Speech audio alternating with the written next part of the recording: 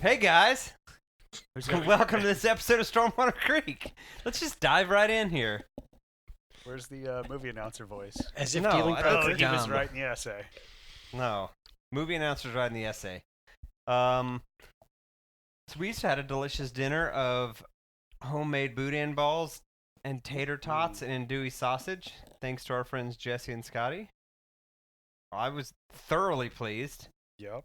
Like, you can never go wrong with that, right? No, I don't think so. Hard to miss. Wild Right. game's always a good option. The best option. In this crew. Oh yeah, I mean, we'll all try anything twice. Or I'm speaking for the group. I'll try anything twice minimum. I try everything at least 5 times. I think you're just making things up at this point. He's real good with numbers, Yeah. though. I'll try everything 5 times.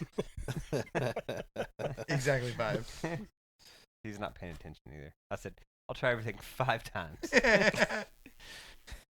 So, on this episode, we have our friends Jesse and Scotty, like we said. They just got back from, it's Colorado, right? Wyoming. Wyoming. I'm dumb. Wyoming. Yeah, you are. You God, didn't do your first I homework. thought New Mexico, and I thought, that's not right. It's Colorado. So I'm 100% wrong. They just got back from, was it solid 7 days, a week? No, we Oh, were there for just 2 shy of 2. weeks. I'm useless. So Yeah, we you were. should I let them kind of introduce followed. I theirs. kind of followed y'all on Instagram. I know there was a bunch of blowdowns and a bunch of Yep. heartache and a bunch of work, as in all elk hunts are. Mhm. So yeah, we're just gonna kind of spend the next bit, y'all recanting, because everybody in Texas who is, a want to be elk hunter or want to be Western game hunter always loves a good elk story. Well, who else here tonight? So we've got Jesse, Scotty, Jordan, Michael. Hey. Michael joins on occasion. Say hi. Hello. Now, Scotty, you introduce Hey. yourself. Now, Jesse. Hello. Now, y'all identify those voices, and Jordan's on his phone, and you're used to him. So yeah, I mean, what's been going on? I mean, you don't have to dive into elk hunt, but what's new as a whole? Well, since I've seen you, 2020 happened. Shit, man. I mean, we and talked about that when you showed up earlier. it- it's been It's a been year, exactly probably. a year. Yeah. From probably a BHA event or something. Yeah, no, Yeah, it was that's the last Teal time I saw you Opener guys. 2019, the last time I saw you two. Yeah, probably. So Yeah, it's been a minute. Yeah, it's been a minute. I've seen Abe. Of course, Abe's not here tonight, but that's fine. Yeah, perfectly fine. So we had a decent year last year hunting on public. Yeah. Uh, Yeah, we put a few deer down. Put a few deer down. Last year I shot 3 pigs as well, all public. So Nice. All Sure. archery. all Yeah, archery. there Last you year go. was There you 6 go. animals, 3 pigs, 3 deer, all recovered. This year I've shot 3 pigs and didn't find one till about a week later. So, sometimes it'd be like that. So, it's a pig, but It is. I what didn't it get to is. eat it. So Yeah. When I shoot at a pig with a bow, I don't know why we have this feedback or this buzz for one, but when I shoot a pig with a bow, I'm far more concerned with a pass through to get my arrow back than I am recovering that pig. Yeah. Like, all right, where's my arrow? Okay, cool. I've got my arrow. Let's go find a pig now.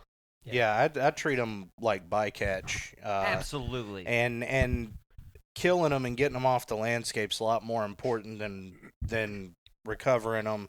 I'll do everything I can to recover them, but I get pretty down if I don't recover a deer. I've only ever had Oh. that happen once. But pigs, 100%.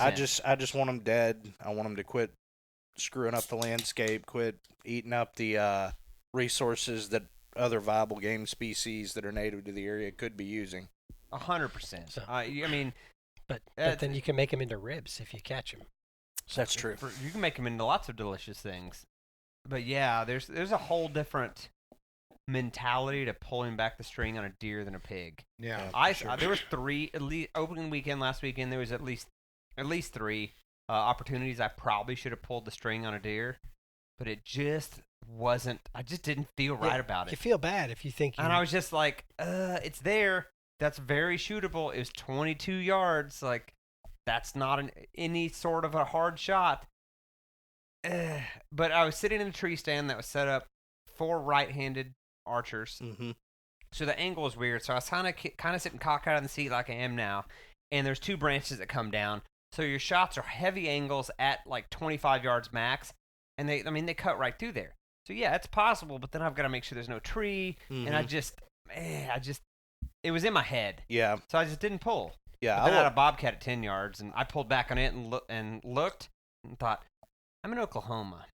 I have a deer archery license, and I'm not really sure if legality's past this, so Yeah. I let off. I lost my first deer last year, bow hunting. I've never lost a deer in probably 30 years of hunting.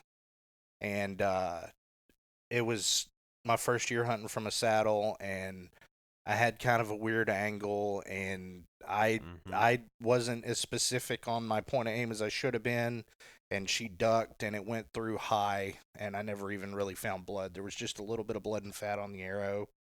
And when she took off, she actually ran about 40 yards and then stopped and shook her tail a few times and then walked off like nothing was wrong. Well, then let's be hopeful that, she got a flesh wound, Yeah. a deep flesh wound, and walked it off. Yeah. A few weeks later, I kind of closed full circle and got my first deer out of a saddle. So that was pretty fun. Pretty fun event for the year. Matter of fact, I've just never ate some of that deer. that deer. That was that liver. That liver involved in tonight's boudin. Yes, Yeah. sir. We appreciate that, man. That It boudin was was so delicious. Glad to contribute. They made some boudin. Jesse made it in some boudin balls and From came a over Hank here Shaw with an recipe. egg. Yeah, Hank Shaw recipe. Oh, yes. Shout out always. And brought an egg wash and some breadcrumbs and battered it up, and we dipped it in some oil. And man, that's a dinner fit for a king, in my opinion. Yeah, it was. Yep. It was delicious. You won't catch me complaining. Yeah. So yeah, speaking of saddles and bows, I've shot a pig or two with my bow. I've never killed a deer with it, and that's right now I'm just hard up to make my first deer kill with my bow. Yeah. I'm shooting every morning, every night out in the backyard. I'm not worried about shooting. Just getting the opportunity and feeling right about it, like we were saying. Yeah. So- My hang on hasn't left the wall in my garage since I got my saddle. It's just, especially hunting public, getting in and out quiet and light. It's just, the saddle's just way easier. For sure. And it's funny. I've hunted out of Abe's saddle twice. No, say it. Let's hear this. I'm sure it's not the first time someone said that. It's what's interesting to me is that hunt. That was 2 years ago. That was probably November, December of that year. He was out of town. He said, "Hey, check my saddle out." Cool. And we had a tree stand, but so I hunted above that stand and kind of used it as a platform. And I get up there and got set up. I was comfortable. I had some knee pads to do a lean or a sit, and then you could lean back and shift it. And once you get everything really adjusted, and that's the key. As people are like, "Oh, this pinches." Adjust it. There's 100 ways. Make sure your tether's high enough is what the key I figured out. I had it way too low and was getting so much hip pinch. Mm-hmm. But it's to each their own. I was going to say, I think it's really, really individual in how it fits you. Mm-hmm. And then, I thought I was going to be more of a sitter, but it turned out I like leaning a little bit better. And I just sit to kind of take a break and get my feet off the platform. For and sure. avoid that kind of curl in your foot. Even if you Yeah. got a shank in your boot, it still feels like you're curling around it. Absolutely. But mess with it. Mess with the height of your tether. Yeah. Mess with where your bridge is going to attach and how far down that tether it's going to be. And then you can adjust on some saddles. They have a lower leg band and then one up a little higher. You can kind of play with those and decide, oh, this feels better, this doesn't. And the other thing is, I think you're going to hurt a little bit after you do it once or twice early in the season. Kind of like if you forget to work out all year and then you're like, do a couple push-ups, and then the next day you're like, oh God, what's wrong with my chest? I did a couple push-ups. Yeah, those stabilizing muscles have to get back for in sure. there. It's funny you mentioned needing to go higher. I was the opposite. I'm a chunky monkey wobble slob. So I would get a lot of pressure on my lower back, Okay. and for whatever reason I started playing Lowered with your the tether tether. height. Sure. And at first I started with it up kind of around the top of my head to like the eyebrow height, Yep, that's where I run. and I just kept getting that pressure and started experimenting and found that if I dropped it down to about chin height, it would relieve that pressure on my lower back. I can see that. Like, it's hard for just listeners to think this through, maybe, but there's so many geometries in a saddle hunt. Yeah. Like, it's where how it's pulling on that waist belt and how because the saddles are curved, so you sit in them. They kind of hold your ass. Look how so it's just how your tree tether interacts with the tree, absolutely, and then how your bridge interacts with the saddle, and your micro adjusters if you have them. You can pinch around those legs a little more. And we were talking earlier about my saddle.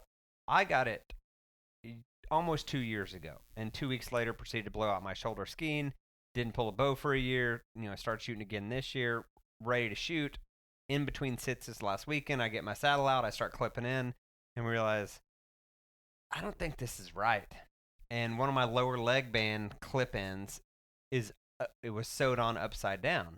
So I took a picture on my phone and used the little editor and circled it and sent it to Tethered and said, hey, if I'm dumb, tell me, but I think this is not right. And they got back to me immediately and said, hey, that is wrong. And we've exchanged a couple emails, and their customer service has been spot on. They dropped a saddle in the mail yesterday, like, hey, we're sending you a new one because it's going to take us too long to fix that. There's a return label in there. Please just ship it back to us. That's good customer service. Yeah. That's putting trust in your client. They don't know that I'm ever going to send it back, but it's not useful to me because it's not going to wear right. I'm clearly sending it back. So it's just, I think that's really respectable. I was half kind of worried, like, man, it's been 2 years. I don't think they're going to kind of tell me to eat it. Yeah. Because I explained to them, they said, we can't find your order or your name. I said, listen, it's been about 2 years now. I said, I tore up my shoulder. For them, 2 years is probably forever. Yeah. With the amount of saddles they're shipping. Yeah, you got to look at where the company was 2 years ago. Exactly. And I said, this went into a box with my tree stand harness and lineman's belts and everything involved with getting in a tree to bow hunt. It went in a box on the shelf in the garage, not just like cardboard box, but a nice Rubbermaid, so it's protected. There's nothing wrong with it, but it's never been up a tree even. I said, I got it. We went skiing for Christmas, blew up my shoulder.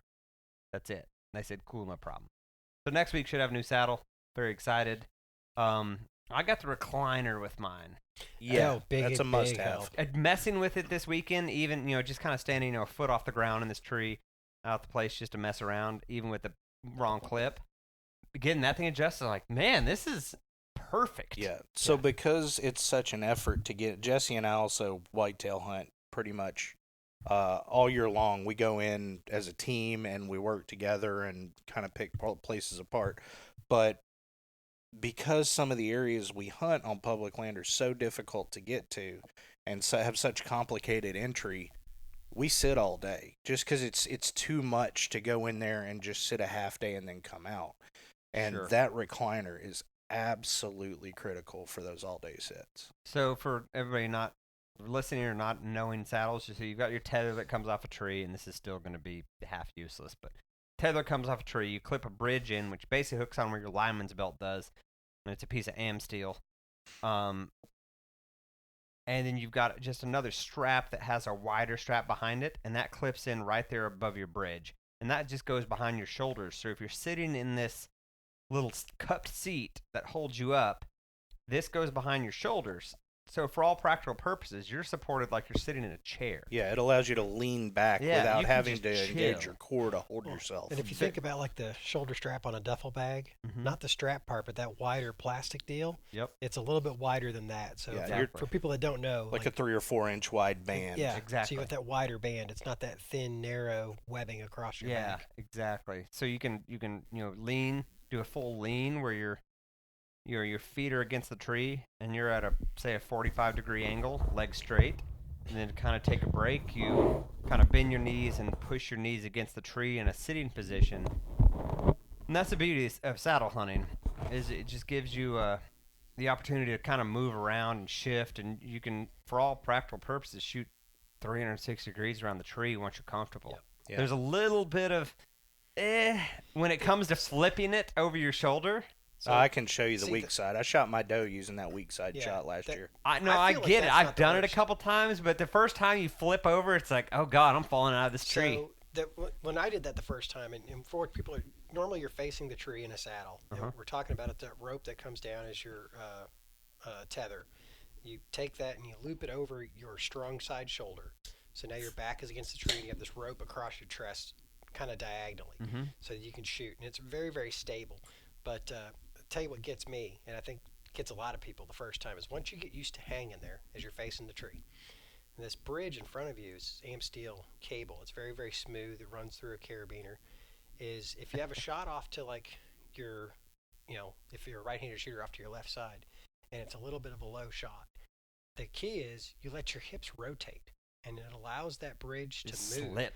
But that slip and move, the first time you do it, it's like just not normal. If you're used to hunting in a tree stand, you're used to being like standing, and there's like no pressure. Yeah, if you've ever gone rappelling, you feel that, and you've had your belay line slip a little bit, it's that, and you're hooked in, but it's that all of a sudden feel like you're falling out of the tree. that Right then. butthole puckering experience, and that just reaction in the moment of like, oh shit.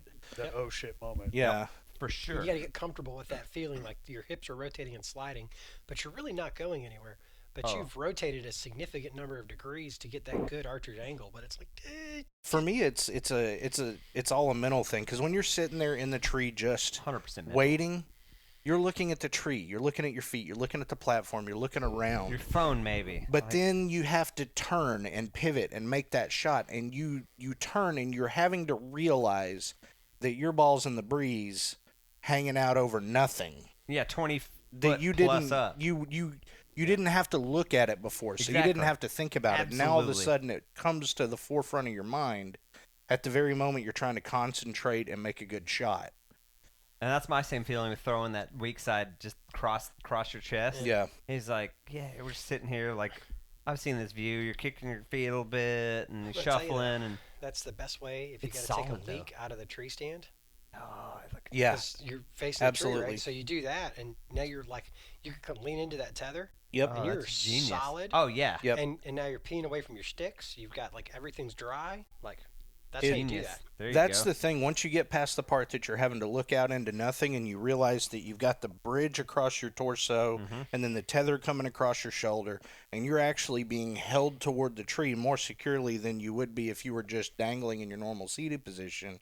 Once you get past that mental stage, to me, it's for sure no problem. It's a lot, but it's actually more comfortable. To me, what it was getting up there in the dark, and then it kind of gets light, and you're hemming and hawing, and then you kind of, all right, it's daylight now. Let's start looking around, and you start sliding around like, oh shit! I'm a long ways up this tree. I'm just sitting in a piece of webbing. Like there's nothing here. And I'm held up by this 3/8 piece of AM steel. Yeah, if 3/8, if that. I mean, no, it's 3/8. Yeah. Is it? Yeah. And look at you. It looks thicker where they've got it spliced back in, but the thin part in the center, and you're. See, to me, I was like, maybe quarter. I know that's rated like 6,000 pounds, but like all of a sudden you feel like. Yeah. And it's slippery, like you said. So you move and it's just slip, slap. It's like I know that thing's rated for 6,000, but I also know that my big ass is 280, and that's a little bitty piece of cord. Oh yeah. And you talk about these guys taking their bridge, like I want to shorten my bridge, and braiding it or unsplicing it and resplicing it. I'm like, no. Absolutely not. I'll do it, but I'm good with rope. Yeah, I'm not. In Boy Scouts, I was taught to splice. Yeah. It's been too long, and I'm not doing it with AM steel, so it can support me. I understand the physics. Yeah. I'm just not doing it. I thought about putting a second bridge on mine. A shorter bridge? Leaving the first bridge, but putting a little bit shorter bridge on mine, tying it in itself, and then just for that safety's sake, hook them both on. If I want the shorter bridge, hook them both on. Sure. If I want the other one, then I'm just defaulting back to the factory bridge, which I know is spliced well. Sure. That makes sense. So that if your shorter DIY one pops a little bit, I mean, you sit down 6-8 inches or whatever, which is terrifying, but yeah, you're not dead. Yeah. You just have buy new pants, a new pucker saddle. factor's going to increase, but you're going to make it. Yeah, you put some OxyClean on your saddle after that. Make sure you played the wind right. Yeah. Always play the wind. Whew. Yeah. Yeah. Well. So, yeah, we do our best to get after stuff down here. We only hunt public here, so when it makes sense to get after elk. Y'all got on the up and up. Yeah, well, when it made sense to get after elk, that was, one of the draws of going out west, I think, for a lot of Texans is you get a lot of land to play with. Yeah. So you roll up and you might have 1 million acres in front of you, and it's like, in some places like Colorado where we went 2 years ago, you could take days and not hit the road on the other side. Yeah. For sure. And then where we went in Wyoming this year, that was not the case. Yeah. You could literally walk it in a morning in some places or less. It's a heavily roaded area. There's a lot of log in there. Yeah. And I think it makes it tricky in that there's no place that's really too steep or too deep because there's really not that much far off a road. Yeah.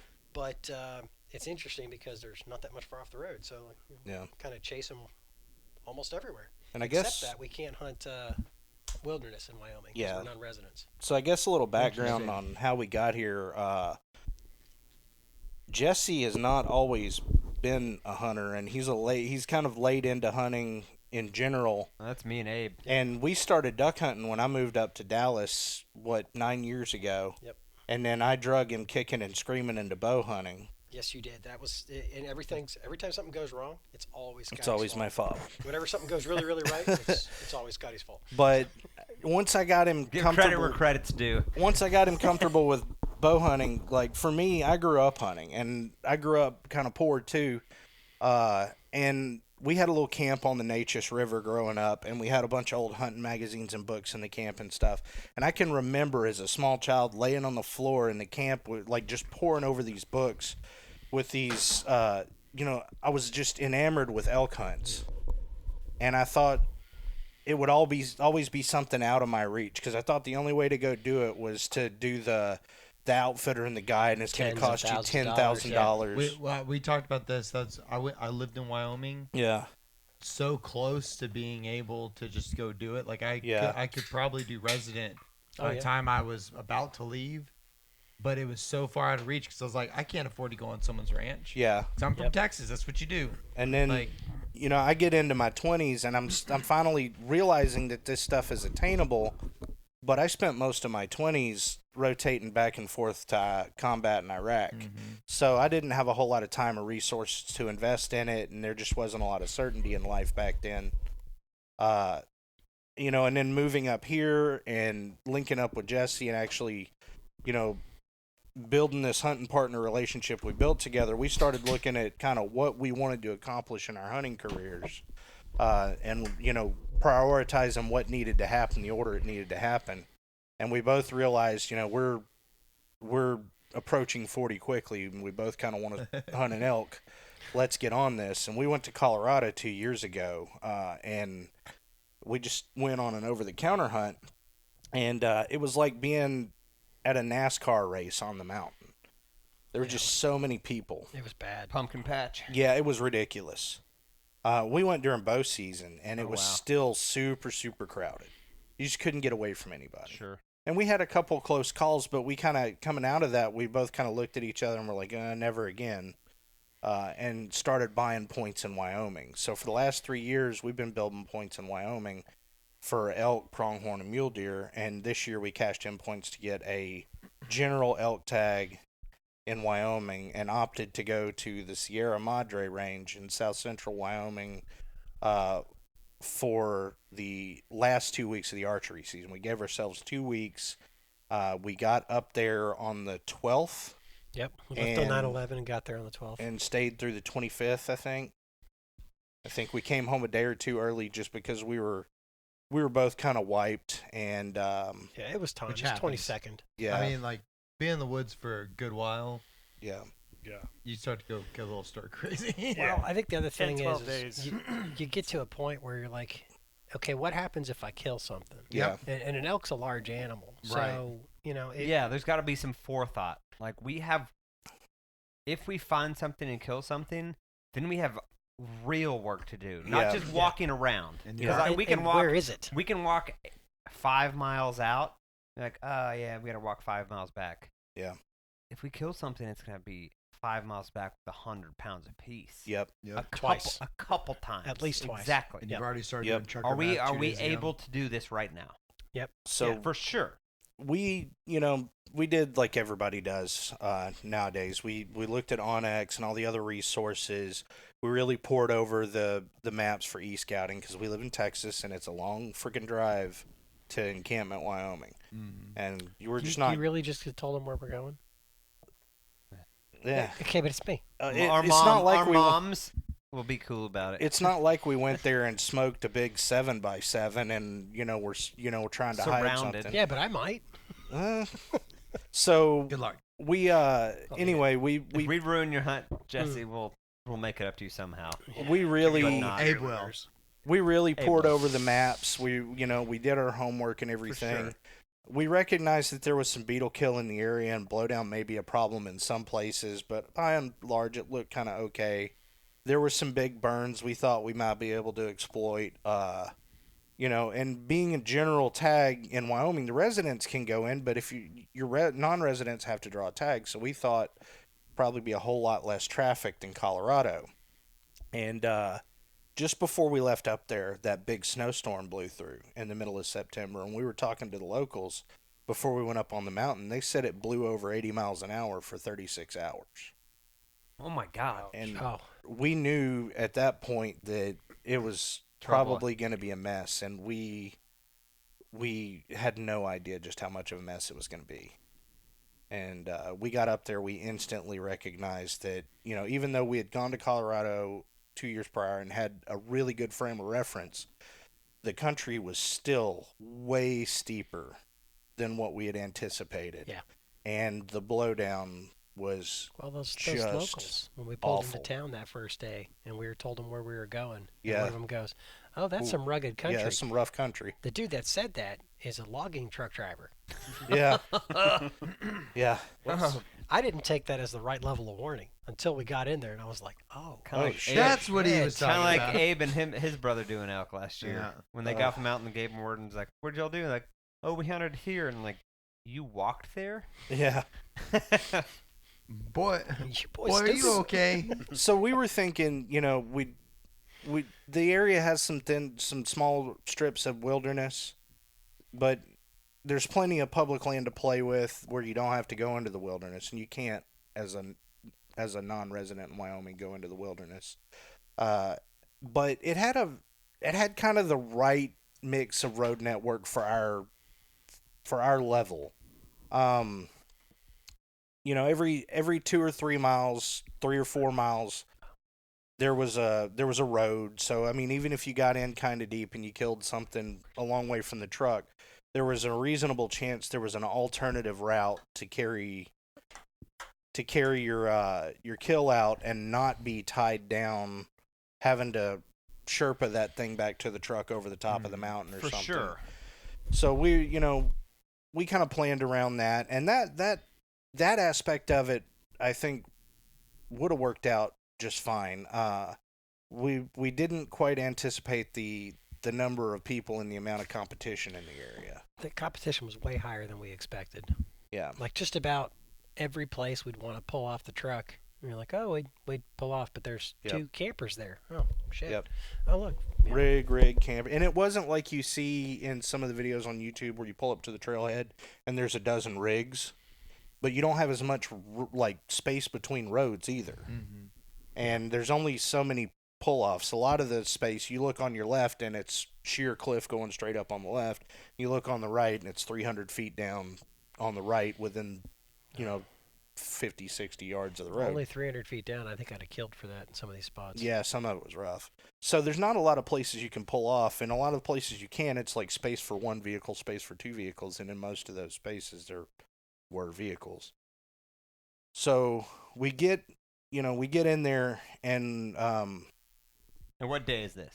So this is Saturday. 9/12, yeah, Saturday. And you left here the 11th. And Yeah, we drove straight through. Okay, just switching off. I have the insane ability to just once I get to a certain point, like I can just drive all night and just keep driving. I just need coffee every once in a while, and I'll be fine. So we had Scotty take the wheel for the first couple Better hours man this than me. trip. Yeah. And it's nice if you're like for Scott, I guess it's gotta be nice to have a hunting partner that can just turn over the wheel and wake up and I ain't taking it for granted. 2 states later you're like, oh shit, we're here. Yeah. Sweet. So yeah, we rolled up and we stopped in Wyoming and we went to a Walmart and we made one mistake right there.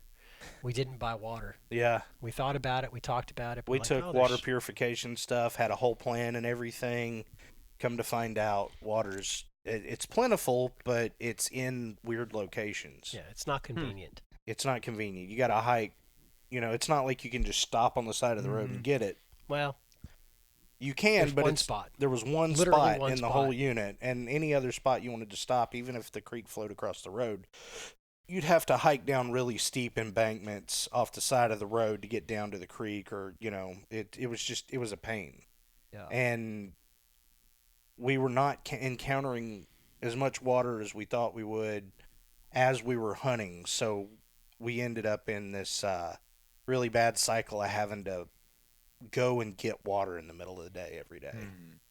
Or some days, every other day, and it was concerning at times. We got dehydrated a couple times, started getting real bad headaches and stuff like that, just trying to put more time into hunting. But we did make a mistake there. I would, one thing that was interesting, you go to Walmart here in Dallas and it's just ridiculous, the sheer amount of people. You roll up to Walmart in Laramie, Wyoming, and we looked on the edge of the parking lot, and there was a pronghorn buck chasing does 5 yards off the edge of the pavement. Yeah, we could have snuck up between trucks, stood up, and shot one. Yeah. Yeah.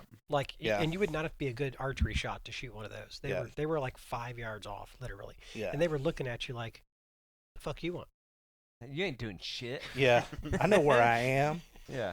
But we were talking to some of the locals when we got into encampment, and we were talking about, we might go up and do pronghorn next year, and they said, "Oh, you're going to come up and shoot some prairie maggots, huh?" Yep. Sage maggots. Yeah. Sage maggots. Yeah. I think that's what we've heard them called, right? Yeah, you got to text that guy, because I that forgot one who guy, that was, but one guy was like, "Oh, I'd like to go shoot some pigs." I'm like, "Well, I can put you on some public land pigs." Yeah, he wanted to come down here and shoot pigs. Yeah, I That's put like, you on come on pigs down, in dude. general. Yeah. Like we've got feeders at the farm right now that they're hitting at 7:30 every night, like clockwork. It's like, we can square you away, man. Yeah. How many do you want to shoot? Solve sir? Yeah. that problem. So we rolled up. And then that first day into town, we were like, "Hey, can we get a bird before we go into the mountains for a week?" And they're like, "Yeah, well, nothing opens till like, what's it, 12:30 or something?" 11:30, and we were there at like 9:30 in the morning. We're like, "Oh shit!" And the guys are like, "Yeah, the log trucker and his buddies, they're like, yeah, you get 2 areas you can look at, this and that." And the areas they're talking about are tens of thousands of acres. And we're like, "Oh, okay." Like, we can go down this road or you go down that road. So we did this road. We went up, and the whole plan really that first day was look at some of these burns, because we were going to try to hunt burn edges. We thought, hey, there could be some new regrowth. This could be some spot for them. There was a big fire in there, like a 25,000 acre fire that was 2 years old. The burn was 2 years old. So you're thinking a 2-year-old fire, you're going to get some regrowth there. But I'd talked to the biologist ahead of time, and they said that it had been a particularly hot burn and had been slow to regrow. But they were kind of expecting some regrowth this year. No, it was a moonscape. I mean, there was some regrowth, but some is... That's being very generous. Yeah. So we basically burned that Saturday driving around. Marking campsites, marking places where we might actually be able to go in. And just looking at this moonscape of like, holy shit, like, normally you think a 2-year-old burn, like there's going to be food here, it's going to be thick in spots where the edges fresh are. sprouts that Should be treat good. like a food plot Yeah. for elk. No, it was awful. So plan A was off the mat, or off the table just immediately. I think we still felt good about it, because we're like, we're driving around, we're kind of burning a day. Yeah, we're in a figuring way, out where not to go. but we're also like marking off tens of thousands of acres. Yeah. It's like, it's not worth our time. Right. So get to camp, set up, shoot our bows, Yeah. and then the last elk hunt in Colorado in 2018 and this year, I have this thing. I'm like, let's just go take our bows for a walk. Like, we don't have to like get after it, but like, Let's go take a short we're walk. here, right? I mean, it's hunting Bow time. hiker. Yeah. So we head down this logging road. Scotty doesn't want to bring his bow, so I bring my bow, and I figured I'd just call. what are we, like 100 yards from camp? Maybe? Yeah, well, probably 150, 200 yards from camp. I'd love that y'all made notes. Yeah, like 200 yards from camp at most, and we're walking down this road, and we're literally just shooting the shit, walking like like hands in your pockets, like just bullshitting. And I look up and I see this cow elk at like 50 something yards. I'm like, that's 50-ish, I think. Like, I don't know how to. And I'm like, Scotty, and he's like, what? I'm like, did you kill She had us pegged. And she's looking for at us, sure. and I didn't even have time to grab an arrow, and she just looked at us, and then just Turned around and frustratingly, she shot bounced off in the woods. You hear like one crash where she hits like one stick, and then you hear nothing. I'm And like, she's gone. and we walk over there, How an animal 3/4 the size of a horse can just disappear into thick brush. Magical. Well, and then not make a damn sound Right. after that first crash. Well, Because we get in there, it's thick as shit, and like we can't move. We're walking, like we're crushing against trees and like stepping on sticks. I'm like, how do you weigh 500 pounds and like don't make a sound? Well, and it's crazy because like me and Grinch went out hunting. It sounded like someone had a Volkswagen on top of the mountain that left the parking brake off, and they're just coming down the mountain. Downhill. Like everything's crashing. You're like, there they are. And then you spook them, and then, like you said, all of a sudden, like they're the lightest creature in the world. Yeah, as soon as they get out of vision, they just disappear into water vapor. They hit the teleport, just and gone. you're like, dude, like a sec, like you think, oh man, I'm there. Follow the noise. Yeah, because we were like, the noise is gone. Oh my god, let's hit this trail. Like we hauled ass up that mountain, hit that trail, and started following that trail. Like we got to catch up to these. I mean, we know they're moving, but we should be able to hear them. Mm-hmm. Nope. Silent. They just vanish. And then they hear you. Yeah. Oh yeah, for sure. So we took that as a good sign. We were like, shit, we've been here for 2-3 hours. Not even trying, really. You know, we went for a 150, 200-yard walk, and bam, we ran into an elk already. This shit's gonna happen. We got 2 weeks. There's no way in hell we're gonna go home with empty coolers. And we didn't. I mean, camping gear in it. But yeah, camping gear in it. So, but the other lesson we learned, I think, on that day is we both we kind of skipped lunch because we rolled into town. Yeah. And we didn't realize it, but like we started getting like this is weird. We usually get along great. Like we started getting a little short with each other. We're like making like shitty decisions, and we're finally like, wait, we didn't eat lunch. You know, it's like 4:00. We're dehydrated. We didn't eat. It's like, shit. All right, no more skipping snack time. Yeah, I'm 280 pounds, working on high output physically, and have eaten like 600 calories today. Yeah. So the next day, have a Snickers, bitch. Yeah. We were having Snickers moments left and right that day. What? Yeah, exactly. I forget what those commercials are. Yeah. What's the verbiage they use? Yeah, eat a Snickers, I think. Stop the hunger. You're not you. Yeah. You're not you when you're hungry. Yeah. Yeah. So we that next morning we rolled down that same logging road, and we get down kind of this little bench where we found the night before. We're not getting anything called back, so we start circling kind of around the ridge line a little bit. We drop down a little bit, and there's this low area below us. We found this knob we thought was going to be a bedding area, and we kind of slowly rolled the edge of that. Yep. And didn't turn up anything. No real fresh sign. So we bumped one, I think. Maybe. Because we heard something. And yeah. There was some fresh sign over there. Yeah. And we tried like pincer moving it around this.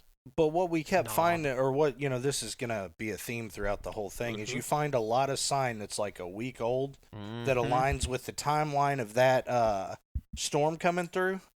Gone. And then no sign after that, or only like a very scant amount of fresh sign after that. Yeah.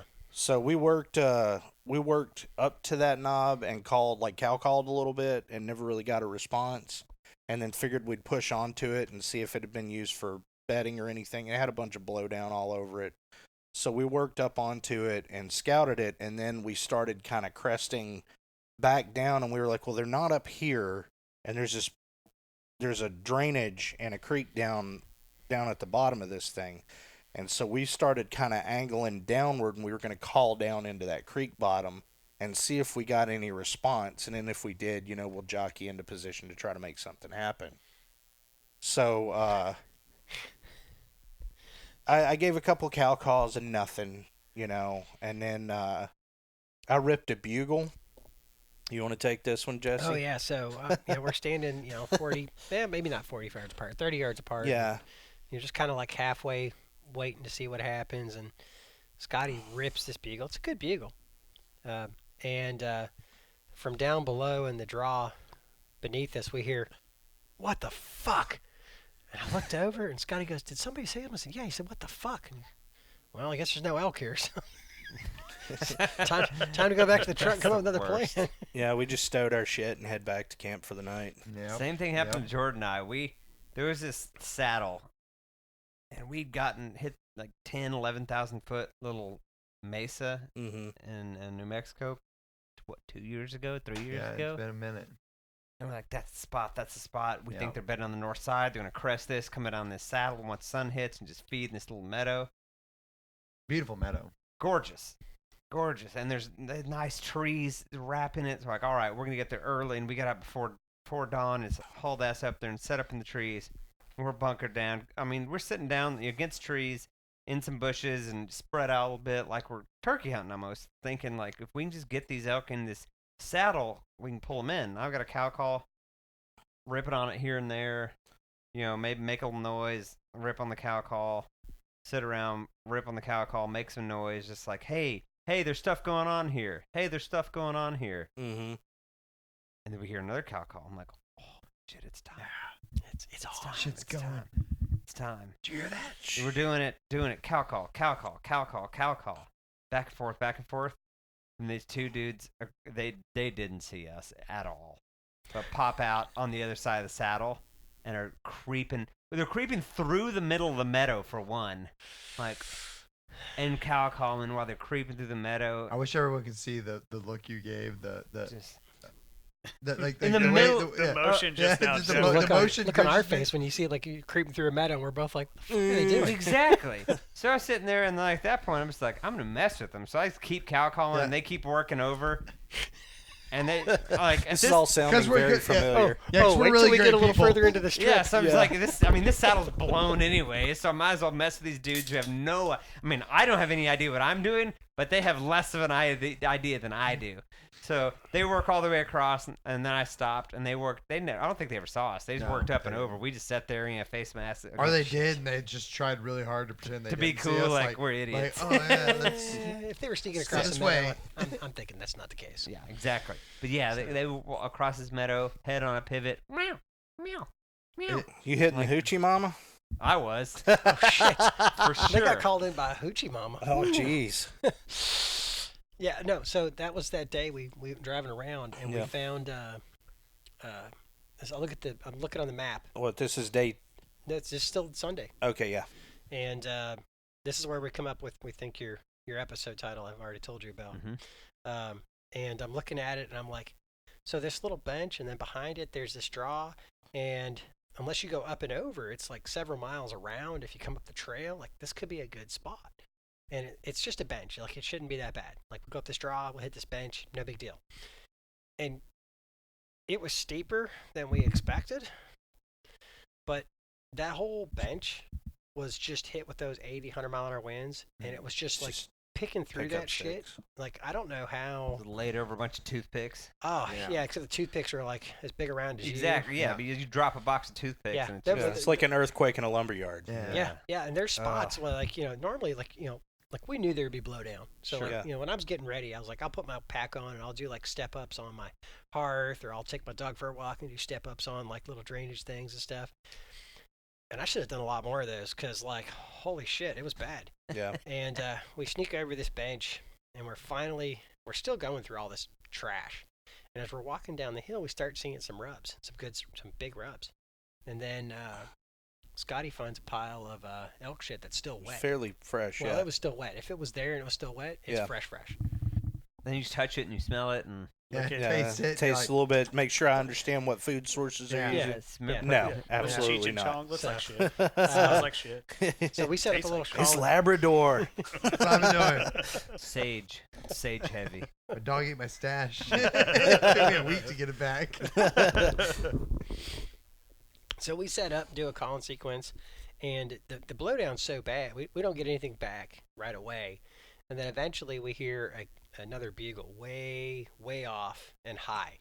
And where that is part of this 2-year-old burn where everything's a desert. And where you were just it's at? like 3 o'clock in the afternoon. Well, we'd been like 2 days prior. Oh, this was like the other side of the burn. So, but it was all the same. It looks like a moonscape. If Moon had like burned out trees. Sure. But it's like 3 o'clock, 4 o'clock in the afternoon. It's hot as fuck.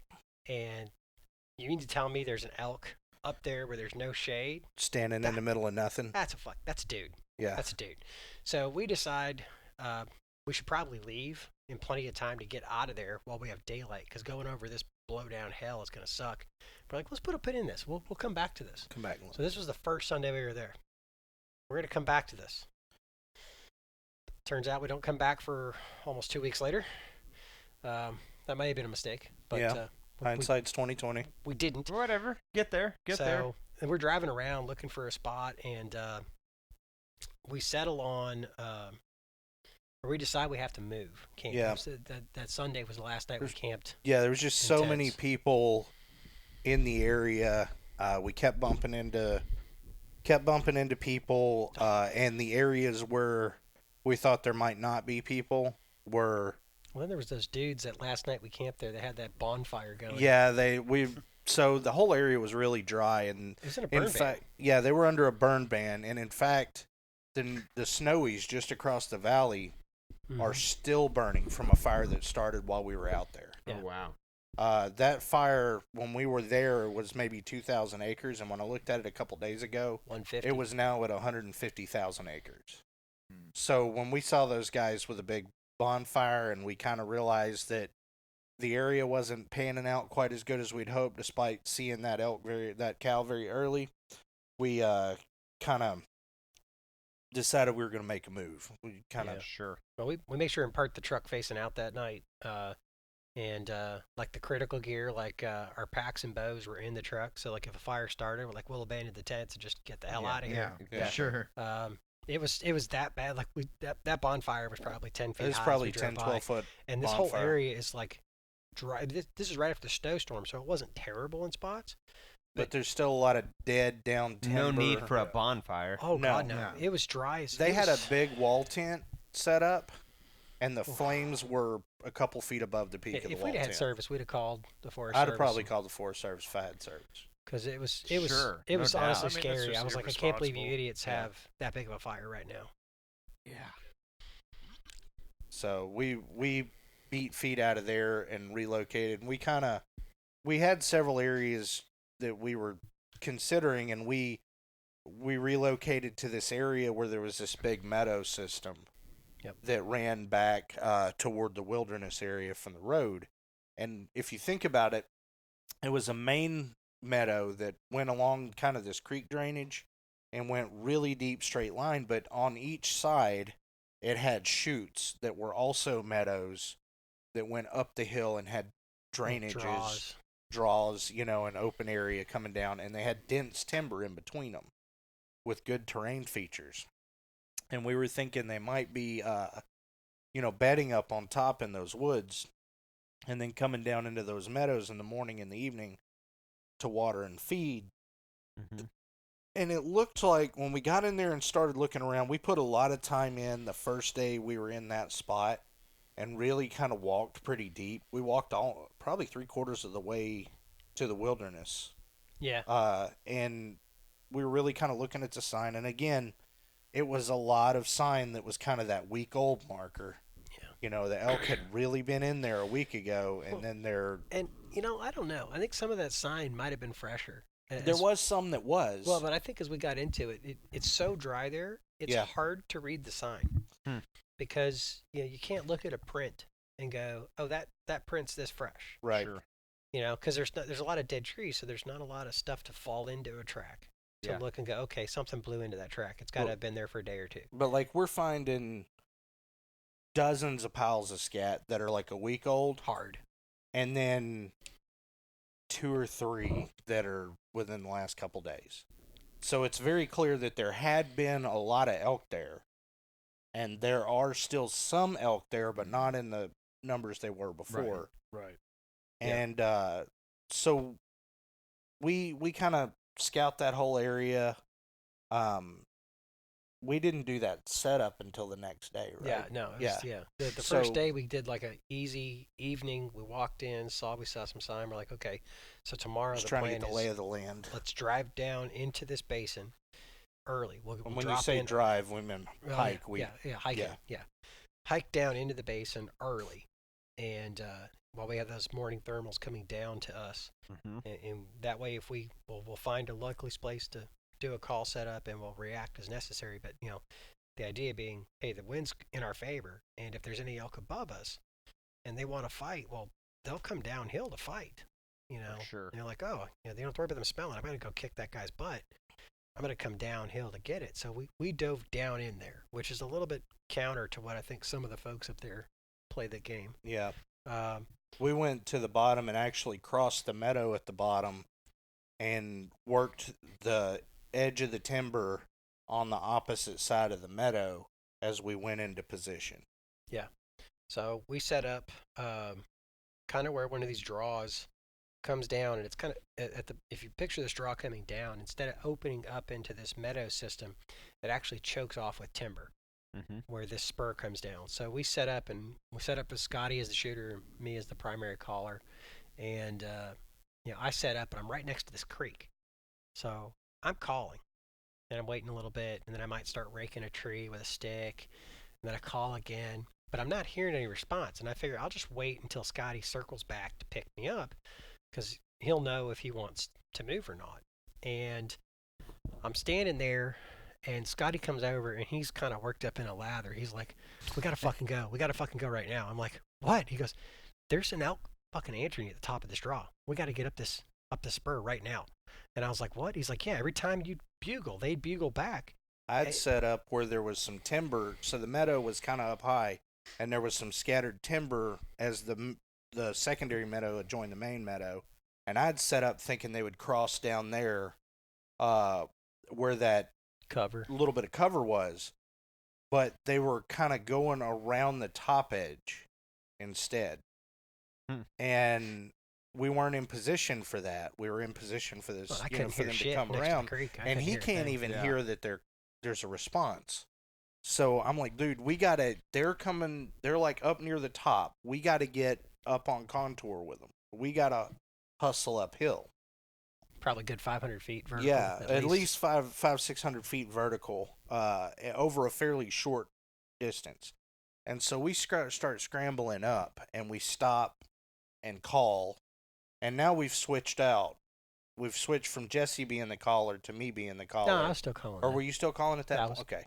So he's calling, and then he gets a response. And we move up. And then we call again, and we get a response, and it's a little closer. And then we move up. And then he calls. We're getting closer. Yeah. And then as he calls again, the call that comes back sounds an awful like his call. Sounds really similar to the structure of his call. Well, the sound, wave structure, right, but the actual sound quality was shit. Yeah, it was not a very good call. But the way they ramped up in the octaves during the call and then came back down, the timing of it was really similar. And so he gave another call with a weird kind of half chuckle on the back end, and then we get a response back that's a weird call, a call with a weird half chuckle on the end. And we're like, shit, really? It's Doug Flutie up there. So we start going back down the mountain, and they call again. We're like, surely they know we're people. And then they call again, and they call again, and they're getting closer and closer every time. No. So the shitty caller called. Right. And then we're coming down, and then we hear something that actually sounds like it might be an elk. Yeah, and it's a different location. So moving closer to us. We're on one side of the draw. The shitty caller's on the opposite side of the draw. It's like a guy with a kazoo blowing into a cutoff little kid's wiffle ball bat. It sucked. Yeah. And then as we bomb into the bottom, we hear what sounds like an actual elk on our side of the draw, coming downhill quick. And I was like, that's a freaking dude too. All right, there's no way that's a dude and that's not a dude. Well, at this point, I put my bugle tube up. I was like, fuck it, we're leaving. We started going downhill. And then they were coming downhill, and Scotty's like, well, I'm going to get my bugle tube out. I kind of want to see if it's an elk or not. And we had gone downhill a couple 100 feet. We'd already started going back out, and they were pursuing us fast. They were coming down the hill faster than we were. Yep. And at that point, it's like, look, it's either a really pissed off elk and we're stupid, or it's people and they want to talk to us. I don't know why, but... That's why it's hunker down to see what's coming. Well, so that's what we did. We stopped, and I pulled out... At this point, I'm convinced it's a person. Now it's time for the deadliest my bow is I don't have an arrow knocked or anything. I'm halfway raking this tree. I'm like, fuck, whatever, dude. Scotty, you call, whatever. I don't give a fuck. I'm done. I pull out my bugle tube, and I call these bastards in. Yep. And, they get within about 30, 40 yards of us, and we hear good morning. No, I think I said or good morning. you said good morning, 'cause and I they saw 'em respond first. back good morning. And we sat up there, and they said, yeah, we were up the head of the draw, and there was that other idiot calling, and he sounded really bad, but you guys sounded great, and we hunt up every year, and we just we And thought and we heard you coming up the hill to us. We thought we were thought in it. we thought for sure we were in it. We just my knew you were an elk. And then when we figured out you were people, one of the guys goes, "I just had to come downhill and shake your hand because you sounded awesome. You guys like, are so gonna where are do you great." from? We're like Dallas area, and they're like, oh, Okay. you're not even like Wyoming. So we had a Good nice for chat y'all. with them. They had had a bull worked up the day before, so we Yeah, in that same kind of meadow system. Yep. So we chit chatted with them a little bit, and we finally said our goodbyes. We pushed back down to the base, and we're gonna start catching the other side of this main draw system away from the road. Yeah. And every time we come to like a nice area that might be shaded up or whatever, we'll stop and do some calls. And it starts getting real warm, so we decided to kind of lay Hunker in for down midday. in this shady low spot. And about 2:00 in the afternoon, we hear an elk bugle on the other side of this draw system. We hadn't heard anything. Like, you heard a lot of bugles in the morning that we kind of realized were people, and it had been quiet for, well, maybe. I mean, most of them were people, at least. And we started. Sounds so familiar. We started. The way Oh they my talk. God. I'm sitting here like, It's me and Jordan. He's like, that was an elk. I was like, that was a fucking elk. Well, you just wait. We'll that get, was we'll an get elk. to that part of the story That was in a an minute. elk. So That was we're- an elk. That was an elk. That we wasn't hadn't an elk. heard That wasn't anything an in elk. hours. Yeah. And we're just kind of, we just eaten our lunch, we're kicked back, we're chilling, and then we start hearing this bugle, and it's coming.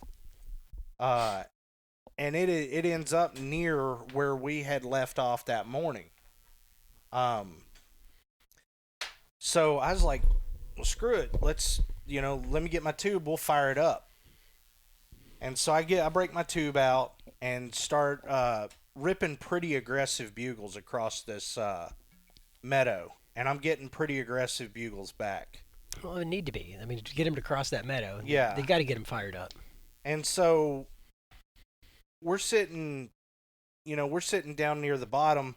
I've got him in a shooting position probably 60, 70 yards away, and I'm in a cutoff position in case he kind of comes to the upwind side instead of the downwind side. And I rip a couple bugles, and, next thing I know, I start seeing a guy come through the bushes. And I can't see this, by the way. The whole time, all I can hear is his bugling. And I immediately recognize this guy. I know him because we just talked to this motherfucker like 5 hours ago. And so he's slipping through there, and I'm kind of exposed because I'm out into the meadow a little bit in this little clump of small pines. And I can see him clearly, and I can't understand why he's not looking at me. And I barked at him through the bugle tube, and he stops. And he takes an arrow out, and he turns my direction. He goes, "Oh, shit, fancy meeting you here." And that's what I heard. I heard the bark, and I was like, I hope that was an elk barking at Scotty and not the other way around. And then I hear, "Fancy meeting you here." And I was like, shit, that sounds like the dude we just talked to. So we called in the same group of people twice in one day. And the guy's like, "Dude, that bugle tube's the shit. What kind of bugle tube is that?" It's like www.phelps.com.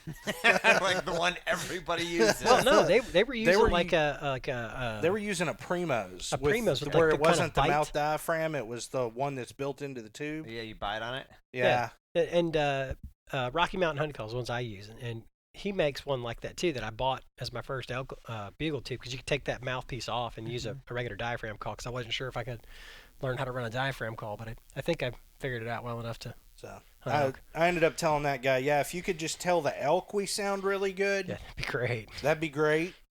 And they kind of went back on their side of the meadow, and we kind of worked our side a little longer, did a little more scouting. Well, yeah, we were planning on the end of this drainage goes on for another, I don't know, mile and a half before it kind of curves back towards the road. Yeah, and they kind of went down there. And we thought, we'll sit here and interrupt the elk as they come back up into this for the evening. When they walked down there, and that group of three guys, they were like, "Well, we're fucked. They cut us off. That plan's hosed. Let's go back to the truck."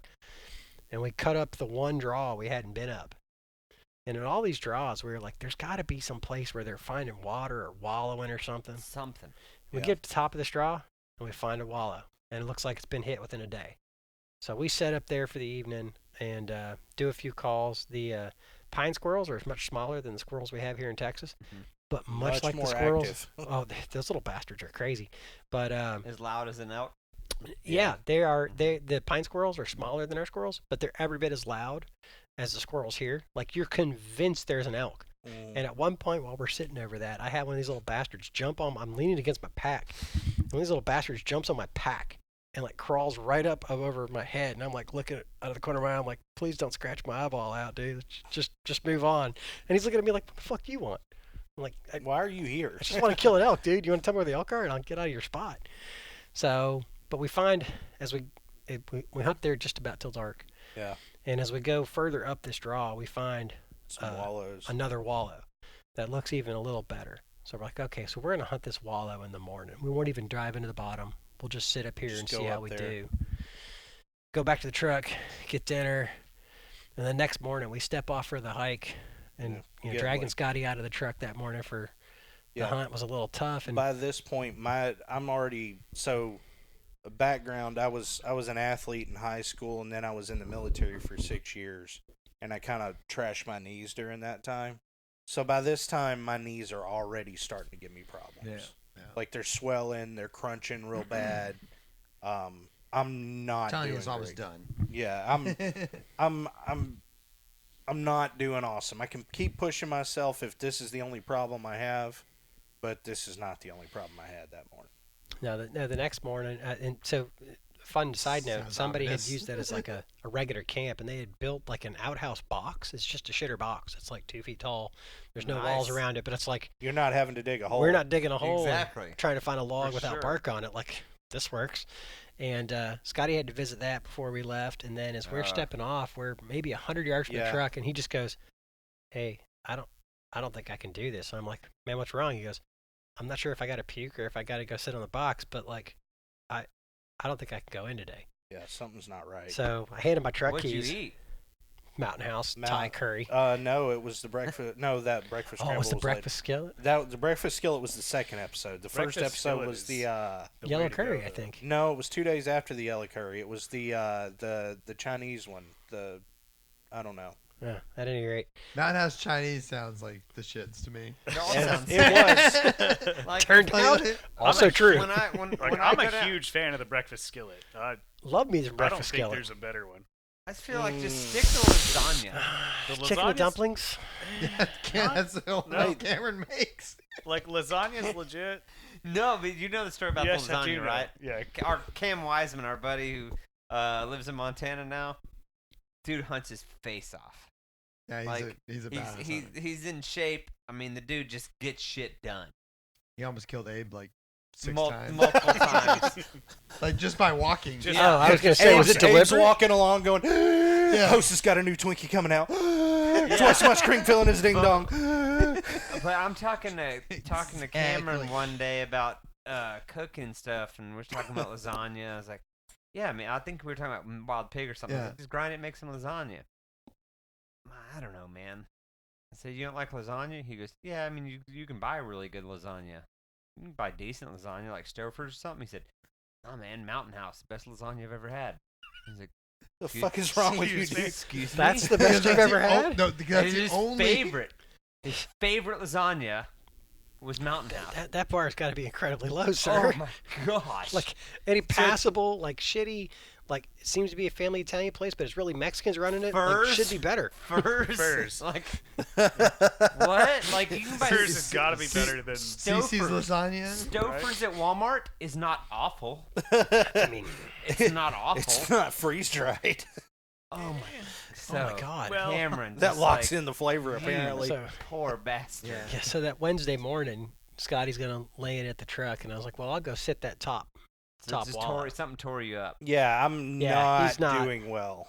He was not in the mood to walk in a mile on flat ground. No, I am. We have all that been little Box. box. What was it made out of? MDF? Yeah, no, like OSB. Oh, OSB. Yeah, it was. Rough top on it and everything. I Whatever. didn't care. Dude, the underside of my nuts were so raw. I sat on that thing so many times. It was. He sat on that thing so many times. He was like, "Shit, I think I need to go to town and get some more baby wipes." And I'd forgot to bring baby wipes.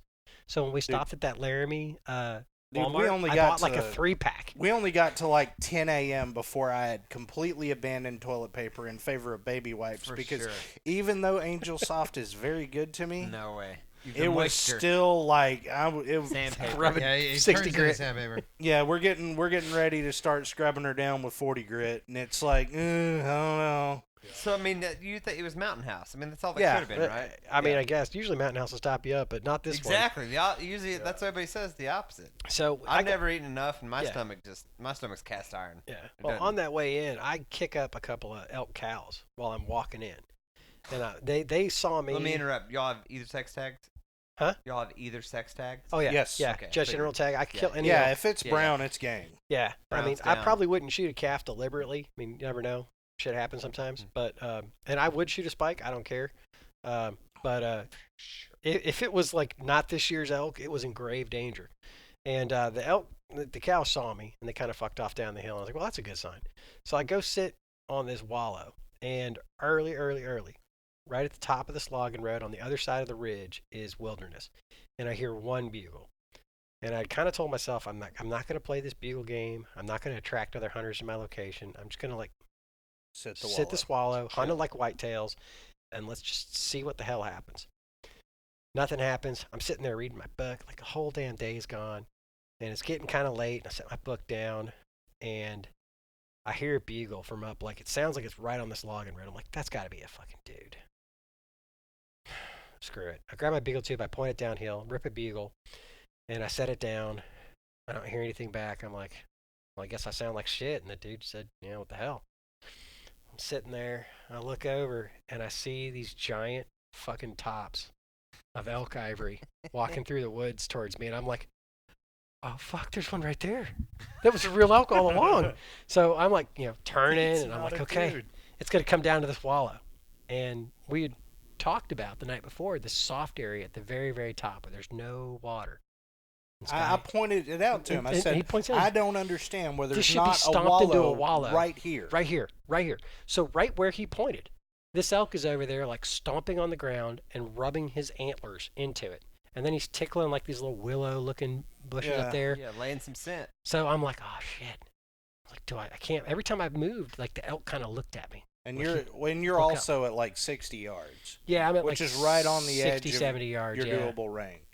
And I almost thought I wouldn't shoot an unwounded elk past 50. And then, we all kind of lie to ourselves, like maybe 51. Yeah, like kind of hold that pin a little higher. But every time I moved, like he'd stop raking and he'd look towards me. I'm like, well, I can't call because he knows where as soon as I call, he's going to know I'm here. He's going to expect to see an elk. So like I have to kind of wait and see if he comes to this water. Cow call. Well, but he's going to look for an elk, right? And I'm certainly he'll come look at if he's. I'm good looking, but I'm not some cow. Well, see, that's the thing. But if he's rutting, he's gonna come looking in general. Well, like, that's the thing. If he doesn't see you at all, he's gonna be like, something's over there that I want to see. From knocked arrow, clipped in, meow, meow. But see, here's the problem with that though. There's nothing but open meadow between Jesse and this elk. There's like this tree line. There's no were cover. you in the tree line? He's on the. I'm in the tree line, probably 15 yards from the edge of the tree line, in line with him.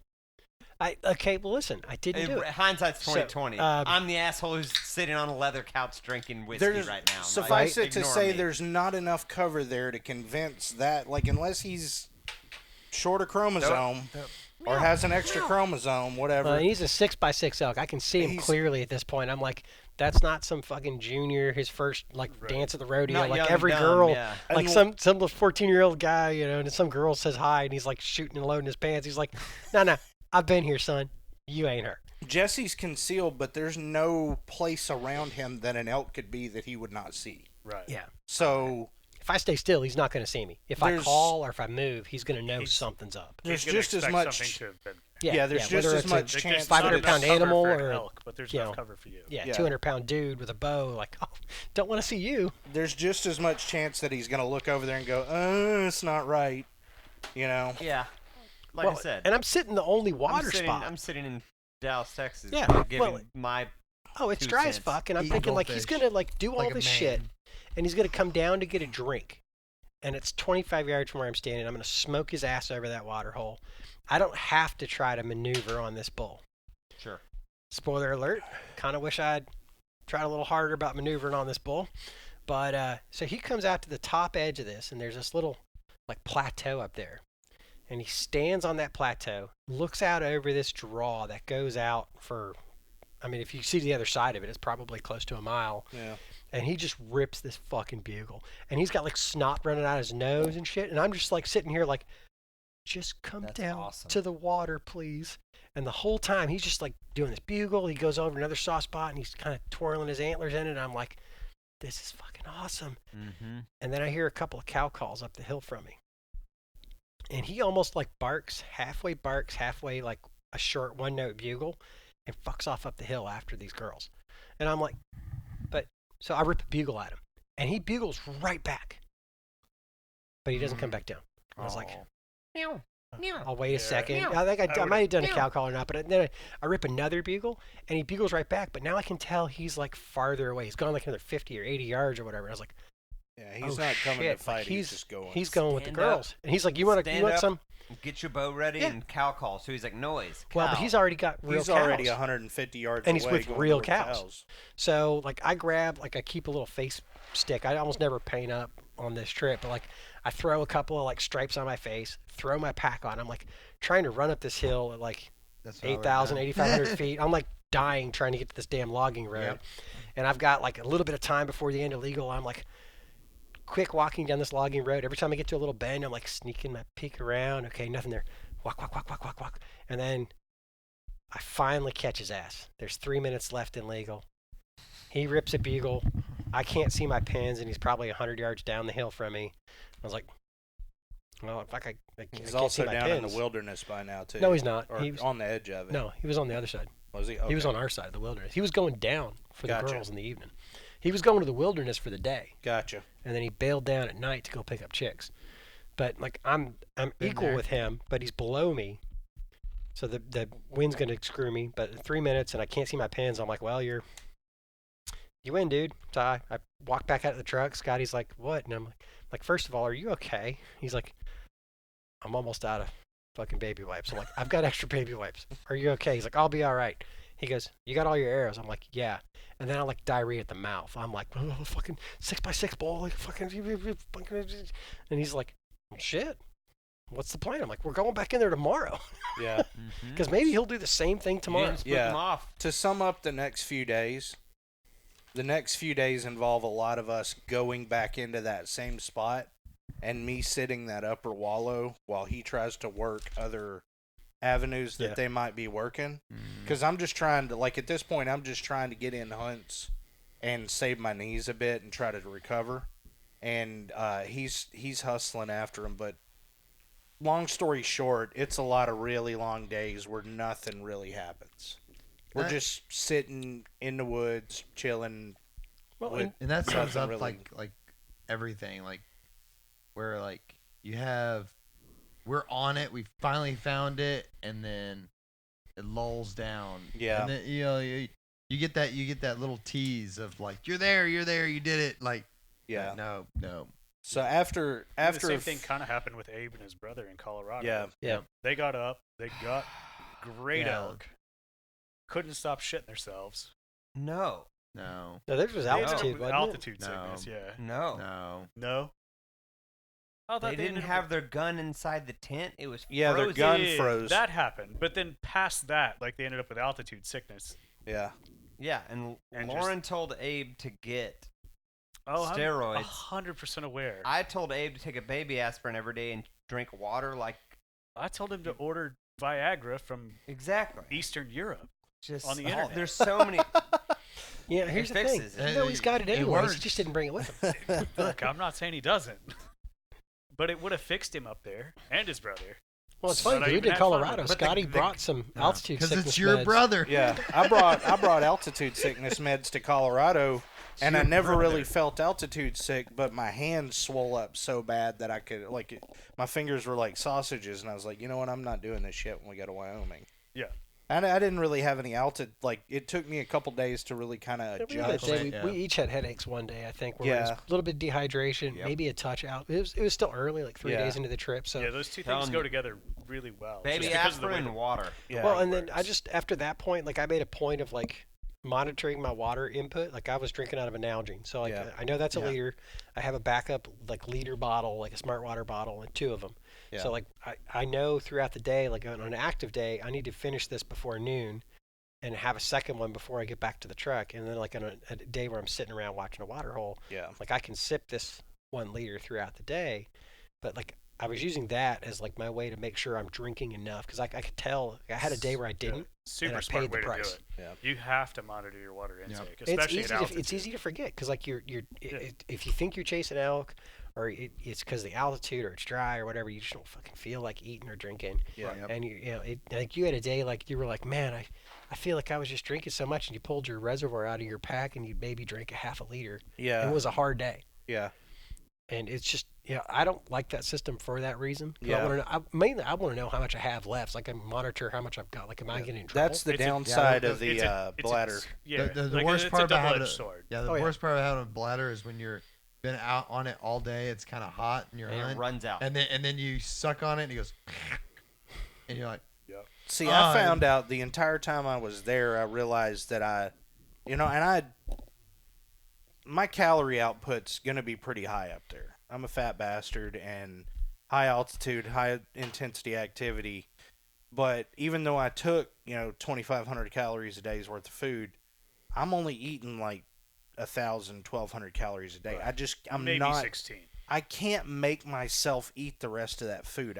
I'm not able to do it for whatever reason. And I'm having issues with getting behind on water too and everything. But at this point in the trip, we're a week in, and we decide, okay, it's time to go down to town. We're going to remedy the water situation. We're going to buy a shit ton of water. Yep. We're going to get some real food. No. We had the pack-out story before we went to town. Oh, shit, yeah. Which kind of probably fucked your entire trip. So we ended up leaving this area where we found this elk. We tried sitting it after I had that encounter.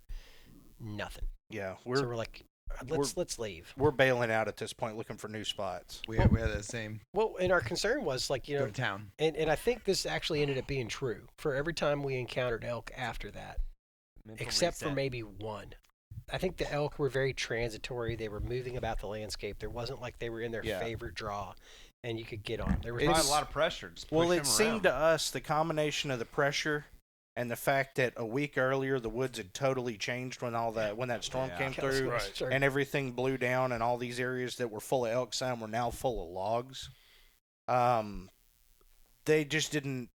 They were out of sorts. They weren't staying anywhere. They were just moving around trying. They're probably terrified of the trees trying to kill them again. Yeah. Well, I mean, their entire landscape, everything that they were used to was gone. Yeah, everything changed for them. It all got displaced, and so did they. So their favorite valley didn't even exist anymore. It was so bad in there. We kept thinking, any time now we're going to come across a down tree, across an elk or a mule deer or something, because there's so much in there. You got to wonder how cutting these this head off and getting back to service and calling the warden like, hey, can we keep this head that we found on? Yeah, you got to wonder how they survive those big storms like that with all that timber coming down, because it wasn't just up at the top.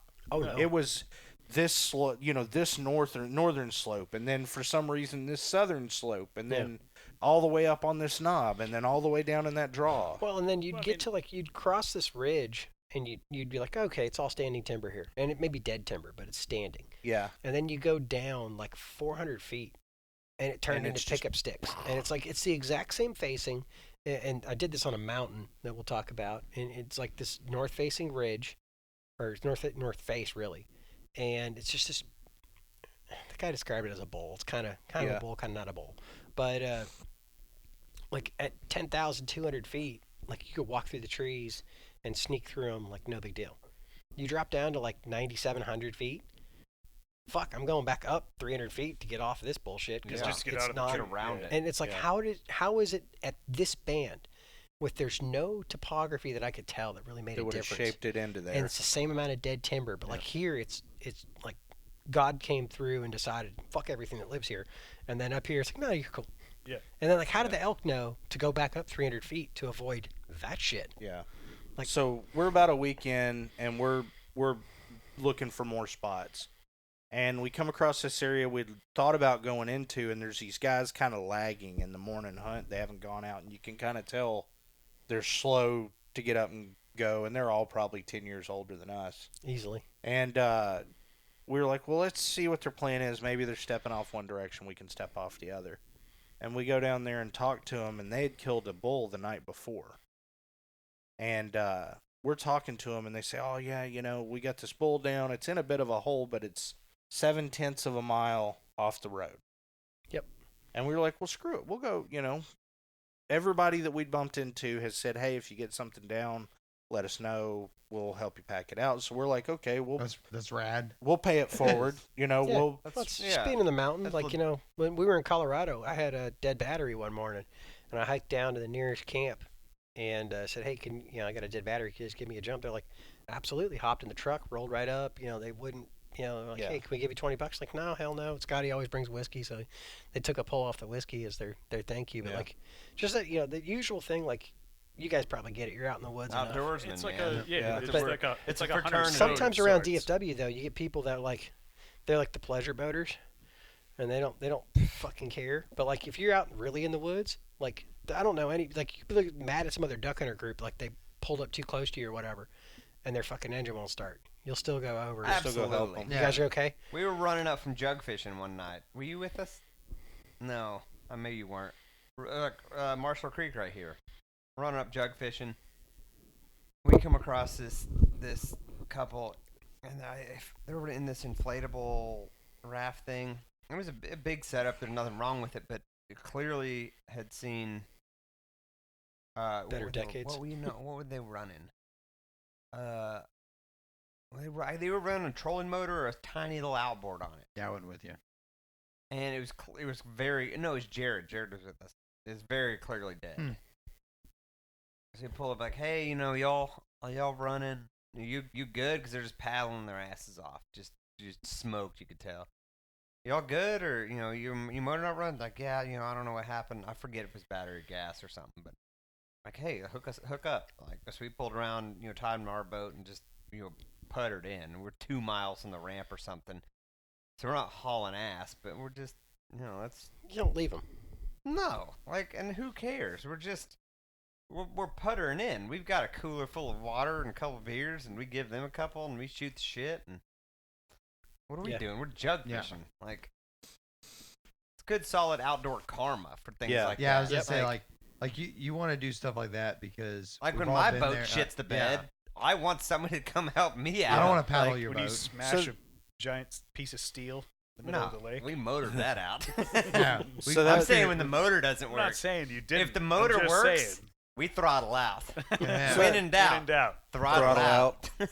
So that's our mentality. We're trying to be good brothers. Sure, we're trying to help out other outdoorsmen. We're like, okay, well we'll help you get this elk out. And oh no, are you sure? And yeah, we're fine. It's too late to get in a morning hunt be anyway. Honest, the only distance they ever said was 0.7 of a mile off the road. Right. So we strap up packs and we get all jocked up to go with them, and we step off and they're like, okay, we got to walk to our spike camp. Okay, cool. Wait, what? 3.5 miles later. So no, the spike camp I think was like a mile and a half. Okay, yeah, and then a mile and a half, or a mile and a half, 2 miles 2 beyond miles past that is where we get to the point at the road where the elk is now 0.7 of a mile off the road. And not only is it can you not drive to that point? No, the road was closed road. Oh, okay. And not only is it 0.7 of a mile off the road, but when you look off the road, you're looking straight the fuck down. So we're leaving the road, and they're like, hellscape of blowdown timber. Yeah, I'm like, so where did you guys come out last night? They're like, oh, somewhere in here. We marked it when we came back to the road. They were using a Garmin like InReach or whatever for their GPS, and I'm like, I had like a straight up Garmin GPS. Yeah. So they were just dropping pins, but it's not like on X on your phone where you can like zoom, you can change looks, you can get like a sat photo. You can Long look at story the contour. short, they're not using terrain contouring at fucking all. They were running. They're going point A, lines. point B, straight line. Oh. And so like I'm looking off the road and like I'm crawling down off the road. I'm like 5 feet off the road and probably 20 feet below your feet. Yeah. And I'm looking at this shit and I'm like, how far we gotta fucking go? And how are we getting this piece of elk back up here? Well, on your back, right? But I mean, like, I'm like, how? No, but So we go down like 20 feet, and like they can't remember where they dropped into this hole the night before, and like we're down like 20 linear feet off the road, and the one guy goes down. Maybe your friend shouldn't come with us because his knees are bad. And I'm like, Scotty, you need to stay on the road, bro. Yeah. Because I'm looking at this shit, I'm like, I'm not entirely sure. Maybe both of us should leave because you have no idea what you're doing. Yeah. Well, I didn't realize how bad they were on their point to point. So I'm doing the 0.7 of a mile, right, to go to this elk. We're walking, and I'm like, do you guys want to tell me where it is, and I'll drop a pin on my phone. You're army crawling over freaking down timber. It was fucking terrible. And they're like, oh yeah, now we're at like 290. Yeah, we're like 0.5 of a mile at 290, and then I can go a little ways. All right, we're like 0.45 miles at 289. I'm like, are we just shooting a fucking bearing and going here? And they're like, yeah. Just shooting an azimuth and going. Oh no. Really? No. Oh, hang on. So we finally get into this hole, find their elk. Hey, good on them. They shot. Had you got it on your Onyx tracker by then? No, I wish I had. I didn't do it. I out of respect to them. Like, I'm gonna take your spot, but like I wish I had now. No, I mean I would have done that not out of just to find out how fucking stupid screw their spot. Just to be like, at least I know where I'm at right now. Yeah, good on them. Where I got in. Hey, good on them. They got something done that we didn't get done. Yeah, but they should. You're talking about 3 guys 50 plus. One of them's actually got 3 fused vertebrae in his lower back from a car wreck. One of them had his hip replaced a year before. How the fuck they got down there to begin with, I don't know. And how they intended to get an elk out of that without any, I don't know. You were talking about earlier. Just don't take the shot. Yeah, the foresight. Like, I'm sorry, but if you don't even go there. Don't go there. But if you do get there, and there's no way to feasibly recover the animal, don't fucking take that shot. Some of us don't think of that kind of stuff. I think, they would have been okay. It was... They were tough bastards. I'll give them that. They were fucking far tougher than I gave them credit for looking at them. Dude, those were lead Two of them were pipe linemen. swinging bastards. Two of them were linemen, so they're used to like shit. Hard manual labor. So like I give them full credit for being as tough as they were, but they're from Wisconsin. I'm from Minnesota, so like I got to make fun of them a little bit. My grandpa always had a saying: "Is like you got to be tough if you're going to be dumb." And the way they were trying to navigate that shit, it's a good thing they were tough. Yeah. Because like we were walking out, like we were shooting a straight line to go back to Scotty, and it's like this horrible hellscape. And I'm on like a 35 or 45 degree slope trying to side hill over dead timber, and I'm looking across this valley, and it's like probably 300 feet down and 300 feet back up, and it's like not a fun 300 feet down. But the whole other side is like open grass. There's no fucking trees. And I was like, so I don't want to lose elevation if we don't have to, guys, but like if we were to drop down, we could like follow that draw on that side where there's grass. There's no fucking trees to crawl over, right? And that would kind of make things better. And they're all kind of like, well, it's kind of in the line we need to go. I'm like, yeah, but look, no trees. So we dropped down and we finally get back up, and I was kind of whipped when we got back to the road. Y'all came out a quarter mile closer to the trucks than y'all went in. Yeah, because like I looked at the terrain and I was like, I looked at the terrain and I was like, we can't do this. Yeah. You would have not been okay with this. I think I know you well enough to know you wouldn't be okay with this. Yeah, you're fucking eyeball. Once the situation started that you said, we had hit spy camp, and this would be like, sorry boys, you said 0.7. I'm about 2 miles over that. Yeah, your fucking eyeball would have been twitching. Oh yeah, no, I would big vein in your neck. I would have been elk hunting, like, not eyeball twitching. But like, we were trying to do the right thing, in for a penny, in for a the whole way pound. out, these guys are like, "Oh my god, this is so much easier. It's great to do this in daylight." I'm thinking to myself, like, "No, you motherfuckers have been on the same line in the daylight that you were already going to do. Like, we're over here because I didn't want to walk through that shit." Yeah. So we get up there and I'm like gassed, and I'm probably carrying 40 pounds, 40 or 50 pounds of elk 50 meat. pounds of meat. Because like those guys were like, I'm looking at these guys. I'm like, I don't think they can do it. It turns out they were tougher than I thought. But I was like, no, go ahead, throw, because they had deboned this meat the night before. oh, Well, but they didn't take that helps some. But they didn't take the neck meat. And I didn't want to say anything the next day because I was like, I'm not, sure, Throw I'm the not neck mine. meat in the And you're bottom not of the pack. technically like required to. Like here, you're not allowed. You're not required Yeah. to do the neck But meat. that's, One 20 waste pounds laws, of meat. neck meat is. But why wouldn't you take that? Like, that's like, even if you weren't going to Whistler like, cut. but you know what? And I talked about wanting to do that, but honestly, some of the best stuff I've had is like a neck roast. Whether you do bone in or bone out, and just crock pot that bad boy till it's fall apart. Oh my god! Tacos. But, Absolutely. Oh Yeah, most people grind don't it, know whatever. about neck. Yeah. Like, I mean, you got to realize that. well, I get that. But They get up to the top of the road. But if they didn't take neck, did they take rib? mm-mm. So they did just Texas whitetail style. Yeah. Basically, yeah. Quartered Quarter. it out. Backstraps, quarters, tenderloins. Yep. So Yeah, they they get didn't up. rib roll or I anything. already saw this coming. Yep. They get up to the road with it. We redivvy meat so that I've got a share of it too, and head back to 3 miles back to camp or back to it's the got to trucks. be 3.5. 3.5 miles back to camp, back to the trucks. It was downhill, but fuck me. Yeah, and Don't they charge double. at this point. I keep what's on my back. Yeah. Fuck off. Well, I mean, to be fair, we get there and they're like, "Man, we would totally give you some meat, but this is the first one we killed in like What do you 3 mean, years, and we but? gotta split it 3 ways. But here's some money. They gave us $60. Have a meal on us. I'm not gonna be a dick about it. I It's get a it. volunteer thing. It's easy for me to say that right now with my feet up on a couch. And Yeah. I got to be honest with you. I wish I'd had your fucking attitude about it. 'Cause- Yeah, it was and I think way that probably- more of an investment than we anticipated. Well, My It depends. attitude gets worse about a weekend. Of the Well, I was woods. gonna say how this would have worked for us would be me talking him into being like, dude, like we've been there. Yeah. Everybody makes mistakes. Let's just help these dudes out. Well, I think Like- this is where this kind of comes Talking back about around to talking about the ledge. it's kind of where we're at on the hunt. And Yeah, I think, probably and so. correct me if I'm wrong, but my read on it is that pack out actually kind of crushed, like was the final blow to your knees. Yeah. After And- that pack out, my knees were fucked. You were unable to do like the kind of hunting we wanted I was to do. having big problems. Like when we came back, so we went into town the next day, just got a burger, got some water, got back up on the mountain. For the next couple days, we hit some different spots without success. We were just trying to find somewhere to work, and we really weren't finding. Well, We'll get there, but we get to a point where I eventually we get back to the truck, and I told Jesse, I'm like, my knees are rough, and he's like, well, how rough?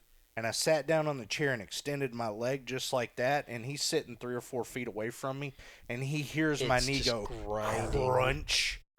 It sounds like tires on gravel. Yeah, and he's like, oh, that's bad. And after that point, I really kind of I started phoning it in pretty bad. It was just, I mean, you kind of retired from elk hunting right then. yeah. At that point, it was just too much. Sure.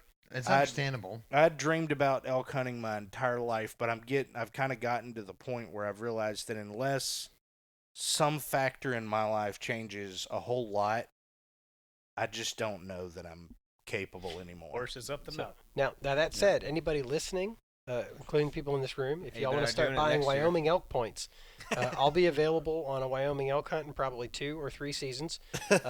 I can call, not as good as Scotty, but I can call passably. And I still have a lot of desire to kill an elk with a bow, and I, at this point, should have the physical ability to chase them. Yeah. And we're not sure Scotty will. So at this point, I'm doing a lot of truck sitting, and Jesse's going in solo to these spots on a walk-in, walk-out day or half-day hunt. And Jesse, this is where things kind of turn for Jesse. He starts actually getting into some encounters here and there. Well, we got another local tip when we came back from town, getting a cheeseburger and a beer, and like it's amazing after a week eating like fucking freeze dried food. Our and, like, last elk shit. hunt midweek, I was like, I can't. We gotta go get beer. I said we have to burn this afternoon hunt. We hunt in the morning. I said I can't. I need to I have to just like hit the fucking reset button. Yep. We went into town. We bought beer. We bought shitty food. We ate like donuts and cookies and drank beer. Got bomb on Allsups. Yeah, and we got just Allsups burritos and just filled up with garbage and like, all right, let's go out. Now we were a lot more responsible. We had a good restaurant, or a good burger at a good restaurant. Yeah, and, they weren't even open. We walked in and they caught us walking through, and they're like, "We're not. You open know yet. We're not open yet. We'll serve you a beer. Do you want to sit in the kitchen bar? doesn't open for 30 minutes. We're like, Perfect. We can drink for 30 listen, minutes. you got Actually, what Wi-Fi. I'm looking for. You got Wi-Fi and a glass of Yes. water. I'll start with that. Then I'll get a beer because I need some water first. Yeah, we tried to tank up on water. We bought some water before we left town. We went and kind of hit this spot, and again, a fruitless spot. We had nothing really going on. We found a bunch of sign that was like a week old. Yep, good sign. But we bumped into a guy at the parking lot that was like, "Hey, you know, I live in the area. I'm a weekend warrior. I'm on my way out. I just, I checked trail cameras and just went up into this area on this mountain, and there's elk up there." So at this point, I should interrupt because the reason why we talked to this dude is there was it was ostensibly a road, and it was marked like all vehicle travel. Yeah, and definitely we got to this not point, all vehicle travel. And I was road. looking at it. I've got a 2-wheel drive F-150. I'm like, I don't think I should go up that, Scott. He's like, I don't think you should go up it either. So we park, and this guy's coming down, and he's got something dragging forward out under his truck, and like I'm not sure if it's like a tree or if it's like his axle. So I happen to have my window rolled down. I'm like waving. Now it is a beat to shit late model. I was getting there. Ford F-150 4-wheel drive. Mm-hmm. I mean, it's. I don't know if I'd say beat the shit, but it was well used on bad roads. You would not see it in Dallas. True story. Well, not some parts of Dallas. You might be all right. Yeah. It might be parked on bricks somewhere in South Dallas. So no, it's way too shitty for that. We're talking like Mesquite. Yeah, like probably like a yard trucking. Yeah, a yard trucking All right. Mesquite or Pleasant Grove. Road hard and put up wet, and we it's got coming you. down the hill, and this thing's hanging under it, just snagging on rocks I mean, it and looks bouncing. it looks like it's got like a dick coming out, and it's like bouncing in the fucking dirt. Yeah, and I was like, we're you need to waving this guy Dry down. truck this shit. And so he stops, and I'm like, hey, you've got something in your truck. And he goes, fuck, I hope it ain't the drive shaft. He gets out and looks, and he crawls under the other side, pulls it out, and it's a fucking tree. It's like an 8-foot long pine tree that's Like probably That's a damn got Proctor move. and he had it like between the axle and like the bed. Yeah, it's got a diameter of like 5 inches around at the base. So, and then Yes. as he stands back up there, he pulls it out, he's adjusting like his little like insulin pump. So this guy's like a diabetic. And I'm like, holy shit. And he's like, well, yeah, I'm a weekend warrior. I'll tell you where to go. And he's like, oh, shows you right here. He's like, yeah, you take that road and go all the way up there, which was another lesson I learned on this trip, is that when somebody says you can take a road, you should look at their ride and decide if you want your ride to look at theirs. Yeah, I did not do that. we're going up this road the next morning. So we go down there that night. We're going to go there. We And got to the road base of it that base of the night. mountain was shit. Like, he's like ready to crawl out of the fucking truck. It's like, I'm not holding the wheel, so I'm having serious fucking control issues with this road. it's dark. The road sucks. They're like, and if you go off the edge, like say your prayers in the first 10 feet because you're dead after Yeah, that. if you don't die in the fall, you're gonna die of dehydration. You're gonna wish before you they ever had find died in you. the fall. So we get to the base of this road and we're like, let's not go We up should that go. fucking road tonight. I want to. Like, I'm Like, Oh, I'll this tell about you where it this. is. Definitely makes me want to go. So Hold we my get to the beer, base of the watch road. this. Yeah, I'm not scared of any of this. We get to the base of the road. Somebody gets the quick steps again. Yep, this is And, round 2.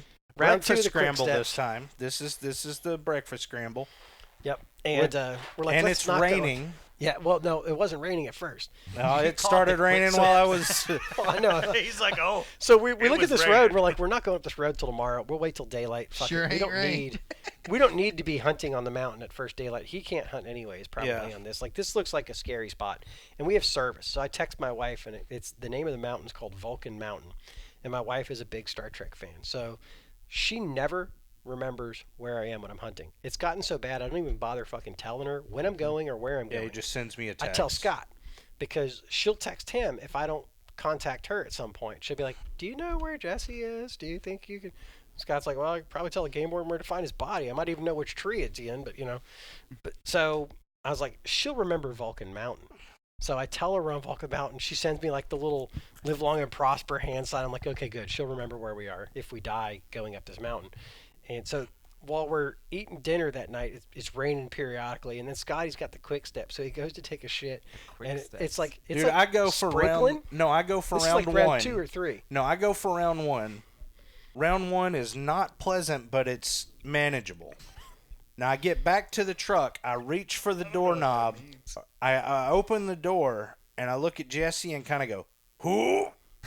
I think he said nope. And I shut the door, and I went back out there, and not done. And I like, here's the hell of trying to shit in the woods. Absolutely. Like pine bark on the undercarriage is rough. And a lot of this down timber has little stick-up stobs everywhere, and if you're doing this at night, you can really easily violate yourself in a way you did not intend. And it's already raw. And I'm I've recovered from the first set of issues several days prior, but this one catches me by surprise, and I got back to the truck afterward. I told Jesse, I said, I got to the log and yanked my pants to my ankles, and as soon as I started downward motion, it sounded like somebody stomped on a ketchup bottle. So we've all been there. It was, oh yeah, it was absolutely rough. And as I'm sitting there in my mountain house, ain't your deal. As I'm sitting there feeling filthy in my shame on this rough ass log. God decides I'm not suffering enough. It starts raining on you. And it starts raining like... So I'm sitting in the cab. Raining on me. And I'm sitting in the cab, and I'd finished my, dehydrated meal, and it started sprinkling a little bit. And I was like, that sucks. And then it goes from a sprinkle to like a dedicated fuck you rain. Yeah. I was looking in the rearview mirror, hoping to see Scotty's headlamp coming towards the truck, and I'm like, oh, that poor bastard. He's probably still stuck. I'm just sitting here like a sad puppy in the rain, dredging baby wipes through Mud Gully, trying to fix this situation. And as if I were not already fucking done with this whole scenario. Like, so I think long story short, if I had shot an elk on that Wednesday when I had that encounter with that 6x6, and that had happened to you on that Saturday night or whatever it was. Oh, we were packing up. We'd have fucking been on the way back home by I was ready to vacate my tag at this point. I respect your honor for your friend to keep hunting. I mean, dude spent $700 that year and laid down 3 years worth of points to try to get there. I'm not about to tell the man he can't hunt. Right. No, I respect that. So, we get up on Vulcan Mountain the next day, and that was an adventure getting up the mountain. Yeah, we're getting up the mountain, and Jesse's like, I don't fucking know about this. And so at first I was like, this road isn't that bad. And then like a half mile into this, I hit like one section where and it's 2-wheel drive only. Yeah. And I'm like, yeah, tires are sliding. The tires are slipping and sliding and shit. Up. And like, there's nothing on the left. And I'm like, And Jesse's like, I don't know how this guy got up here. And I said, did you see his fucking truck? So I actually put a note in my book. I was like, so take a look at the guy's truck. Lesson, take note of the condition of the guy's truck when considering roads. Absolutely. Did you highlight it? No, but it's separated by a line so I can find it easily. Word. So I didn't have a highlighter. I had a pen. We get up there and he makes he got home. We get up there and he makes a day trip in. I ride it out at the truck. I'm fucking done at this point. Like fucking 3 bars in LTE. You're I had LTE for the first time. It's like drying shit out on the side of the road. Service. He had wet clothes. He had poopy pants. Like he's sitting in the truck. He's got his it's sunny. He's got everything laid out. Yeah. Everything's laid out. I would have been laid in the bed of that truck. I am like alpha level camp bitch at this point. Absolutely. On the antenna. Yep. I'm drying out my shit. I'm drying out his shit. Yep, absolutely. I've got my solar panel out on the hood of the truck, charging all the electronics. I'm fucking knocking this camp bitch shit out of the park. We should have got a small game license. You could have murked some quail up there. Yeah, no grouse. So grouse. He gets up there. He gets up there and actually starts bumping elk again. Yep. You know, I kick a bull up at like 30 yards. Didn't know he was there. I had the wind playing right, and then like a little swirl came by. I felt that swirl. I was like, well, it would suck if there was. Oh fuck, there is an elk right there, and he hauls ass down the hill. So I go past him, circle around, and I'm below where I think he should be, and I didn't know like there's this blowdown area. I thought it was like a nice bench that they might be. So I was like, I'm gonna call and see if I can find like the elevation, get on elevation, and then attack. So I call. Get no response, and I start to turn, and I look, and I see movement above me, and it's probably that same bull, and he's thinking like, who's this fucking dude in my spot? And he's coming out to like fight or whatever, but he probably caught me moving, so he kind of hauled tail off, and I tried to play with him a little bit, and I finally worked back, and we kind of burned the whole day. It's probably 2 or 3 o'clock before we go down this shitty road. Yeah. And coming down this road, I'm like, it's not that. Oh no, this is bad. This is and bad. it takes us after that hunt. It takes us a number of hours to get to a new location because we decided we're done with that location. We're gonna relocate back south where we had been by that meadow. Yeah, we were gonna do the meadow thing because the hike in there was a mile. Yeah, I could handle the hike in. So at this point, we're trying to. Yeah, I'm trying to find a way to get back into the ball game, and I want to balance and give you a realistic shot. And I feel like that meadow could be a winner. Yeah, still. if a bull would have ever came out to that top wallow, it was a slam dunk at for me. At this point, even a cow. Yeah, anything. Yeah, he'd have taken it an at elk. This point. Anything. Especially with all the shit going on prior. So, I'm happy with whatever, but if anything will come out at that wallow, it's a slam dunk for me. And so I spend, we get there, I spend another day or two going in and sitting that wallow, and eventually, like, I'm just kind of over it. And I was like, okay, I told Jesse, we'll go wherever you want to go and do, hunt wherever you want to hunt. I'm done. Don't sacrifice your ability to make a good play just trying to get me in the game. I'll do if you get one down, I'll do whatever I can to help you get it out, even if it's, if it's rough on me, fuck it, whatever, I don't care. Yeah, what we'll do is I'll hike it back to the road, and you take care of it. Yeah, we talked about leapfrogging it or something, you know? But just whatever you need to do to actually try to make a play. So he spent a couple more days trying to make some plays unsuccessfully, and we kind of get to this, that Thursday? I think, let's see, the 22nd. We did a couple days, like, playing around the top of the meadow. Yeah. And then Scotty's going to go into the meadow, and I'm going to go drive to another location. But that location's got trucks. Surprise, surprise. So as I'm coming back up the hill trying to find another spot, I see a spot where I'd seen a local truck a couple days before. And I was like, it's good enough for a local. It's good enough for me. I'll play this game. So I get on that road, and I go up. I hit this draw, and I start cross-countrying through the draw. And, of course, I'm finding elk sign where clearly it was elk before this blowdown happened. And I find another high meadow with some wallows in it. Shit's all tore up. They've been in there just blasting these willows. And, like, I call and get no answer. I go all the way up to the top of that ridge, call off the backside, don't get anything. And I'm coming back down. I'm going to go back to that spot we found with that fresh shit like a week and a half before. So I'm coming down, and as I'm bailing out of the area, I hear like the back half of a bugle. And like I've been listening so hard for a bugle at this point. Like every time the wind blew, I was like, was that a bugle? Yeah. Did I hear a bugle? Was the wind like rustles through the trees? It's like anything could be a bugle. So I was like, well, shit. If it's a bugle, maybe it is, maybe it isn't. Like I'll give up 50 or 100 yards. I'll walk back that way, and I hear a bugle. I'm like, okay, that was for sure a bugle, but it's so close to the road. I'm like, that's got to be a fucking dude. So I bugle, and it bugles right back. And I was like, been here before. That sounds like a dude, but I'm here to hunt elk. So I've got to go. It's across this draw for me. It's a straight line, maybe 800, 900 yards. So I've got to go uphill 200 or 300 yards around the edge of the draw. And the whole time, like every couple hundred yards, like he's still bugling the whole time. So I bugle every third or fourth bugle of his, and he answers right back every time.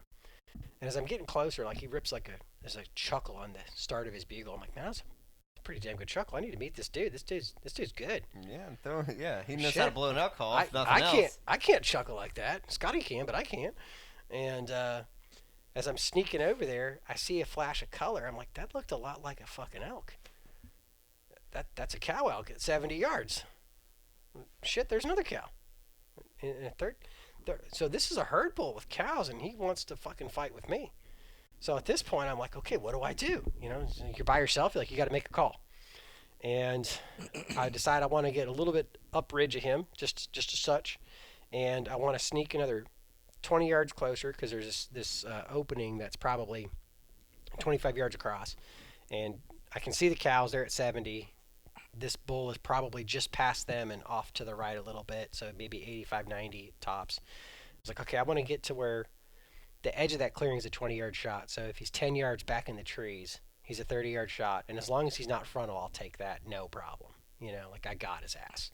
If he's frontal at 30, I'm like, I don't know if I feel good about that. But if he comes to the edge of the clearing, he's going to be like 20. You're frontal, you're fucked. So as I'm sneaking in front of that tree, I think maybe one of the cows saw movement. And they're not panicked, but they start walking up the hill. Mm-hmm. And then I never saw his headgear, but the body of the elk that was clearly the bull was like half again as big as all the biggest cows. And he's following the girls up the hill. And I was like, oh, shit, I was going to bugle after I got in position. I was like, oh, fuck it. I rip a bugle, and he bugles right back and follows the girls up the hill. And I bugle again, and he's following the girls. Throw a cow call, then he thinks he left one behind. Well, maybe I should have, but if I had come back and try to gather the cows. Honestly, if I had to do it over again, I would have. Hindsight's 2020. Yeah, obviously, like again. Me. Well, I was thinking I was like start a fight, get him to turn around and come fight me. Yeah. You know. Yeah. Because he knew I was a bull because I was coming around, you know, making noise the whole way. You know, every once in a while I was calling, so I figured he thought I was a bull there, and he might turn to fight his cows. But I think he was like, "You want to fight? Come on, follow me up this hill, asshole." Yeah, so I'm gonna take my herd up here, and then we'll figure it out. If I could do it over, and I didn't consider it at the time. Maybe I would have done is drop down 10 yards and stay in defilade from those cows where they couldn't see me. Sneak that 20 or 30 yards closer, rip a bugle, and then I'd be below him a little bit. He might be interested to come, you know, stand above me. The thermals were a problem at that point. Well, the thermals were coming up and kind of across. So, like, I was thinking the wind maybe, I don't know. It's one of those things. Like, when you do it, you make the best call you can. For sure. You hope it's the right No call. doubt. And it didn't work out, so maybe I made the right call and it wasn't going to work no matter what. Maybe I should have called, but I felt like I wanted to get to where, before I called, I wanted to have, like, that location set. If you're not in position and you make the right call, then you call him in and still can't get a shot off. Yeah. I mean, you know, and Yeah, that's he the means thing. making the right call as a whole, not just like a call as in yeah, right but vocalization. He means just making the right decision. Making the right play. Yeah. Yeah, no, it makes 100% sense. I mean, like you want to be in position in case you rip that bugle and he spins around like, let's do this. Yeah. Well, and I figured, you know, when you're doing like a solo setup too, I mean, you know, there is an advantage when you have multiple people. If you've got a caller, you can set behind you. Like he's coming to look for the caller, and he might think he's 80 yards from the caller, but he's 20 yards from you. So he's in fuck you range, but doesn't know it. But you know, when you're hunting by yourself, or like, you set him off at an angle, you get a better broadside Well, shot. yeah. with the Yeah, caller I mean, and all yeah. kind- oh yeah. But all he's kinds of doing plays. this solo. I'm For back sure. at the truck. Right. So No, I know. I'm just saying And, the benefits of a two-person Yeah. setup. yeah, well, I mean, it's one of those things. And if you had a two-person setup and you played it that way, maybe it still plays out the same way. You don't know. You never know. The other thing that's real nice with having a second person there, you can say, hey, what do you think? Because there were times, like I shot a deer last year, and I didn't make a great shot on it, but I had cell service. So I was able to call Scott and talk through what I saw in the shot, what I found on my arrow, how I'm not finding blood, how the deer acted, and just kind of like play off the whole scenario and make sure I'm thinking through it clearly. Right. And I don't think like I made sanity check. Yeah, I don't think you gave me a different decision that I would have probably made in that scenario. But like having Having that a sounding ability, board. Yeah.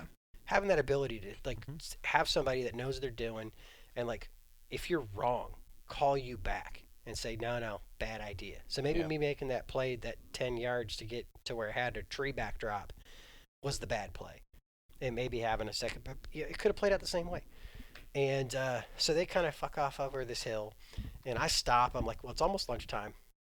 I'm going to get a snack. Right? Learned our lesson. I'm going to drink some water. I'm going to refill my Nalgene so I know where I'm at on water for the day. And the forecast was dry, and this comes into play because the sky starts getting dark. And I was like, well, that's cool. That's nice. Cool temperature. When I go over this hill, it's great. And then the wind starts blowing. And I was like, well, that doesn't feel near as cool because I've seen all these giant fucking trees that have decided to come down and spear everything in their path. I'd walked in this day. Yeah, you went in that day. I'm sitting in a log jam trying to hunt that water hole, and as that wind kicks up, the logs that are stacked up in this log jam that I'm using for cover start shifting around with me sitting there. And stuff started, like, the wind really picks up and stuff starts falling down. And at that point, I was like, you know what? Nah, deuces. I'm not gonna sit here. Truck. Like, I have the truck at this point. Yeah. I'm a little bit claustrophobic, a little bit, and the idea of being pinned beneath a log somewhere where nobody is gonna find me for hours and hours is fucking terrifying. So I'm not having any of it. At that point, the wind, when stuff starts falling around me and those logs start shifting, I just pack my shit up and head back to the pickup point. I think you hid in that young regrowth. Yeah, I did have to. It started raining pretty hard, and I had to hide in some pine reprod at one point just to have a little bit of shelter from the rain. So I don't have my wet weather gear because I'm looking at these this rock ledge, and I'm like, there's some big boulders I could probably hide next to and put my pack on top of me in case a tree comes down and maybe I got a chance. But I don't have any wet weather gear. Like, this is a really, like... You didn't bring a rain suit? Well, I had it, but it was in the truck. I didn't bring it in the pack because I was like, I'm going light. It's supposed to be, like, there was a 0% chance for rain that day. They were fucking wrong. And, like, this wind is blowing like 30 or 40. You were in Wyoming, and Wyoming weathermen, I don't know if you noticed, but they go, there's a 10% chance of this, 10% chance of this. Dress accordingly. Well, we got checked by a warden, and we were like, hey, we heard there's like a chance of rain. She goes, like, it's only like 20% chance, probably won't rain at all. Yeah, they don't know. And it rained. They don't know. But so I lived in Laramie, Wyoming for a year, and the weather was always wrong. I got a buddy that I grew up with and his classic saying is, all little boys that lie grow up to be weathermen and lawyers, and he's fucking right. Yeah. So I bail off the mountain, like in the rain. I hit the road, hike down to where we had parked the truck and stashed some gear for Scotty. I drop my pack, drop my binos, drop my bow, continue walking down the road to go get the truck, drive the truck back up there, and I'm going through Scotty's shit trying to find his wet weather gear because I figure, poor bastard's stuck in there and it's raining on him. So I find his jacket, but I can't find his rain pants. He walks up. He's like, hey, what's up? I'm like, well, what the fuck? He said, you all right? I'm like, yeah. I was like, I'm trying to find your wet weather gear. I can't find your pants. He goes, I didn't bring any rain pants. I was like, well, shit, I'd have been in there. Gators. I didn't bring any rain pants. I'd have been in 20 minutes ago with your shit. And he's like, I'm not going back in there. You said you watched a tree fall, like a full-grown dead tree. When that 40 mile, he watched it drop, and he's like, yeah, I'm not going in there tonight. Nope, I'm done. So we decide after we wait out the rain a little bit, we're going to drop me off, and I'm going to try to get ahead of those elk I saw and see if they figure they bedded down on this bench. And as soon as he drops me off, here comes another damn thunderstorm. And, like, I think he's gone. And I heard a truck slow roll the road. Turns out it was Scotty trying to come pick me up in case I bailed out of the woods. And I just found, like, a group of, like, 8 trees, and 7 of them were still alive. And I was like, well, it's pretty good odds. So I, like, hunkered down there, put my rain gear on, and I, like, texted my wife, and I'm like, hey, are you and I called her rather, and I was like, hey, could you check the radar for me, because I got like 2 bars and 3G and it's just not working. She goes, I'm driving. I'm like, She goes, what? I'm like, well, I think there's thunderstorm coming through and I'm not sure how safe I am. And she's like, well, how bad is it? I'm like, I'll send you a pin of where I am in case you need to send somebody looking for me. And she's like, shit, that bad? She's like, I didn't see a pin come through. I'm like, it's coming, I think. So he ends up hunting the rest of that afternoon. Didn't get back into those elk. Find him. At this point, we're on like plan fucking Z. No, we're past that. We're like on plan like 10 double, Delta. Double A. Yeah, we're scrambling. It's we'd gotten to, this is Wednesday, I believe. We're trying to figure out what we can do to give Jesse another chance while we still got a little time.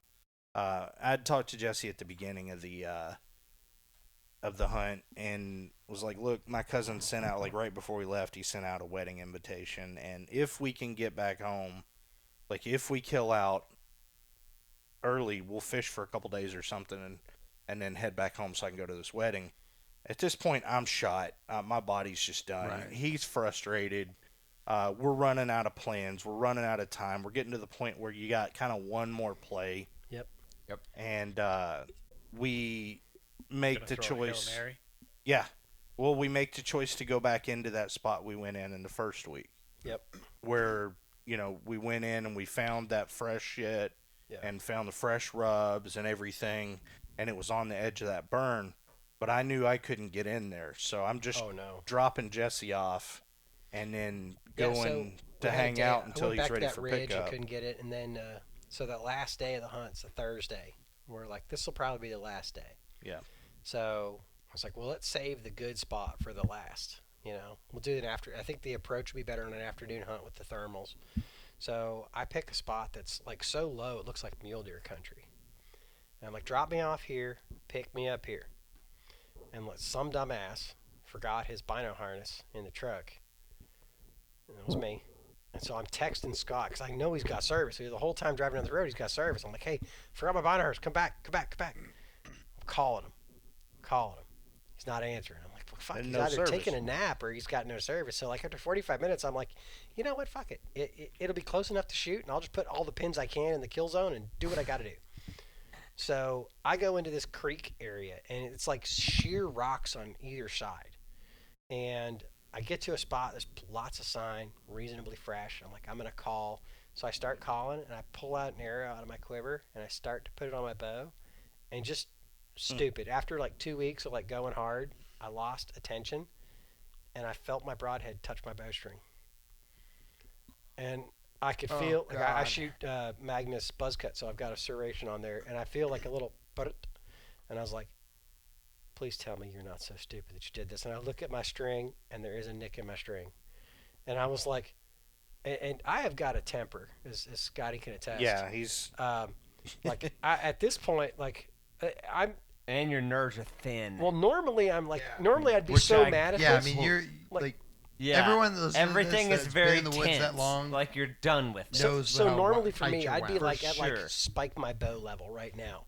But I'm so beat down after 2 weeks of hunting, I just look at it and go, well, fuck that figures. Yeah. And I'm like, okay, all right, work the problem. What can you do to make this better? So it did nick it. Oh, it's nicked. Yeah. And still waiting on a replacement to arrive. Yeah. Was it bad enough? Like you said, I'm gonna pull it. So here's the thing. Because I would have pulled it. I feel like it's safe. That's to what shoot. I was thinking. I was like, I've drawn my bow 3 times since then. I haven't fired it since then because I'm waiting to fire it at an animal until I get a new string.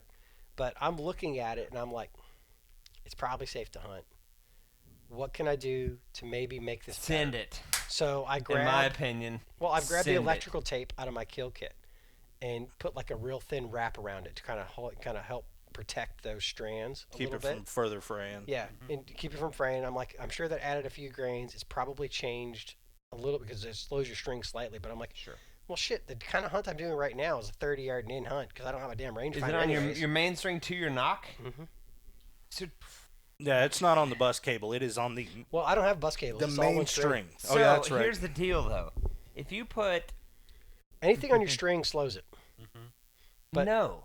Yes. No. Yes. Yes. If you add weight to your string, you're slowing it down. Everything you add to your string subtracts from your velocity. But if you add to certain points in the string, it increases velocity because you get a pull. Nope. Anything between the cams. Well, okay, this is the main string between the cams. So, like, if it was an up and down string between, like, forward like of your... bus cable piece? Like, what would be a bus cable? I don't have one. It's a one-piece string. Sure. But, I mean, it's the string. It's above my knock. It's just below the top cam. If you shoot with a peep sight and without a peep sight, it's about a 5 foot per second difference. It changes it.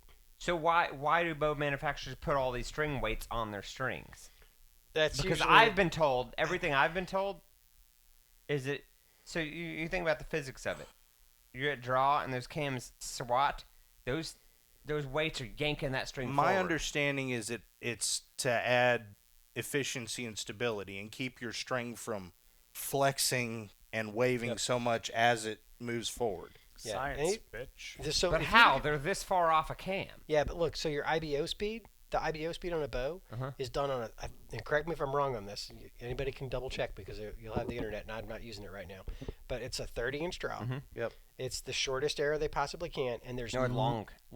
No, they go short. It's the lightest, shortest arrow they can shortest arrow they to can. fit within that grain weight parameter for. There's a grain weight. Oh yeah, because you get and more. Then they you get don't more speed have, off a longer. There's no peep on it. There's no string silencers back when they use those. There's not a goddamn. There's no serving on it. They have just enough serving to like hook up a. I'm not sure if they use a D loop. That's why if they take everything off. That's why IBO will never, even if you have a freakishly long draw length, you're your never going to achieve never IBO achieve speed. that with a hunting setup. Even if you have like mine hit it. Well, let's not talk about. I got a long draw length. Yeah, but you're not. You're shooting it at a longer draw length, which increases your speed. Sure.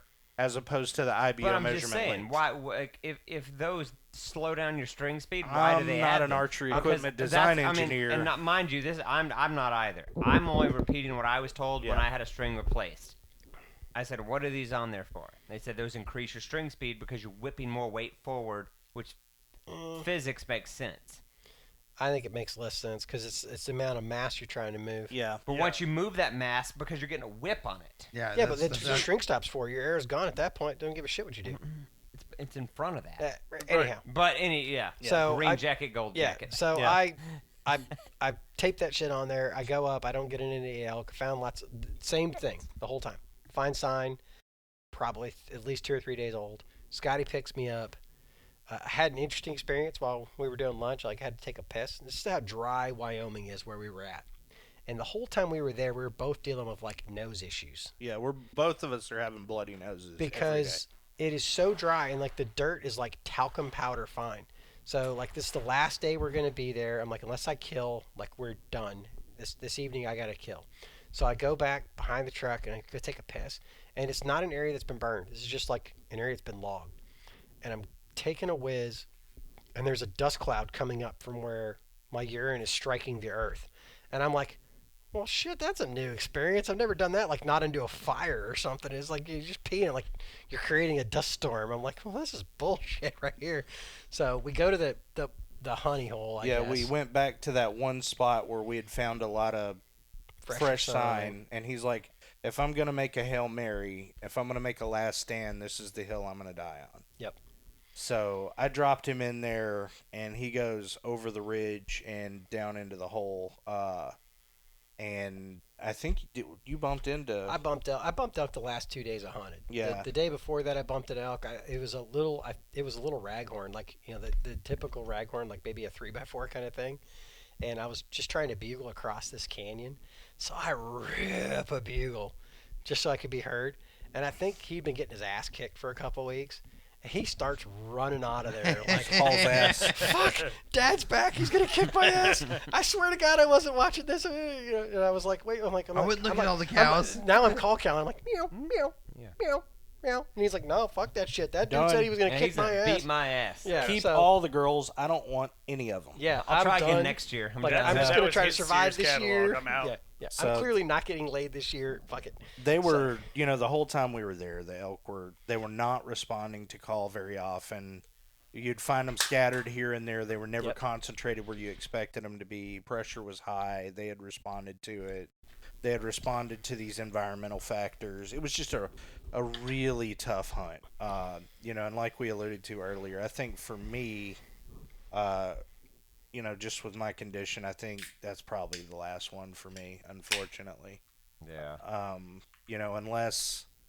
Unless sucks because you're a good elk caller. So. Well, I mean, if I can't get to him, it don't matter. You need to get in shape so you can call an elk in for me. Well, I mean, I've been trying to, but every time I start hustling, my knees fall apart again, and then I'm down for several weeks. Yeah.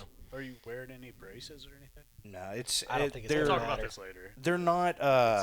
They're not. It's not disconnecting or anything. It's just the meniscus and the connective tissue is so beaten to pieces that there's no cushion there. Right. And I mean, it's talk later. Yeah, they're a mess. Sorry. Well, Should've brought it up now. So the last spot, I'm when you're getting into this draw, like we figured out a way in that would be easier. Yeah. It was easier, but not easy. And coming into this draw, this prevailing wind coming like right to left. The thermals are going to be coming up into my face. And I was like, well, I just have to get down into the draw to clear that prevailing wind. And there was an elk bedded downwind of the prevailing wind up high that I couldn't know was there. And busted him out, tried calling him back in. And then I went down in there, and it was the best, freshest sign we saw the entire trip. Like, every pile of shit was soft. The inside color was the same as the outside when you step on it. Like, and even then, though, I never smelled like that elk. Yeah, we never got into areas where you smelled that. I don't know if it was so dry or we just couldn't smell shit because it was plugged up. I don't know. It was probably so dry that your sinus passages were dry. That could be it. Yeah. Fucked it off. So, and, I called in there a few times, never got any response. And finally, I'm like, you know what? That sucked coming in. I'm going to start working my way out. And I actually topped out over the top of this little peak. I mean, it's hard to say it's a peak, but it was a peak for that. And I could see like almost the entire national forest. I could watch like the huge forest fire starting where they had like, I guess done a big water dump. I thought a volcano went off or some shit. Yeah. Like this giant white cloud was coming up. I'm like, what the So I guess I figured they just did a big water dump or something. And I get up there and I'm at the top of this shit. It's all burned off. It's like a moonscape. There's no standing timber. Everything's dead and black. And I see some boot tracks, and I'm like, dude, some other asshole walked up here. I'm like, what's wrong with that guy? Like, I'm doing dumb shit, what am I doing up here? And then I see an elk track that looks like it's like a day or two old. I'm like, what the fuck is that doing here? Oh my gosh. Why couldn't you be here right now? Yeah. I walked down to the truck, and we left out immediately from there. Yeah. Pointed it south and drove straight until we got to Dallas. Kind of drove past the fire thing, and then I think we got to Laramie, and I took over and drove back till we made Amarillo by morning. Yep. Which, did make Amarillo by morning. Mine in Austin's hometown. So stopped and got kolaches at a very questionable Asian donut shop. Oh wait, was it Amarillo? No, we should have stopped in Amarillo. We didn't. There's actually a good place to get kolaches in Amarillo. Yeah. No, this was Childress. It's called Benjamin's Donuts. He's Asian as hell, but this was in great donuts and kolaches. This was in Childress or Chillicothe or something like that. Yeah, Chillicothe or Childress, something like that. Yeah, one of those little towns in the Panhandle. They put Krispy Kreme. That shady breakfast sandwiches. Between Amarillo and Dallas, you have Clarendon, Childress, Chillicothe, Quanah. It was Childress, Chillicothe, one of those two. Yeah, there's a C word, so. I can tell you all of them because I know way too much. And so Scotty gets like the sausage thing or whatever. I just kept. And he gets like one bite down and like almost yaks.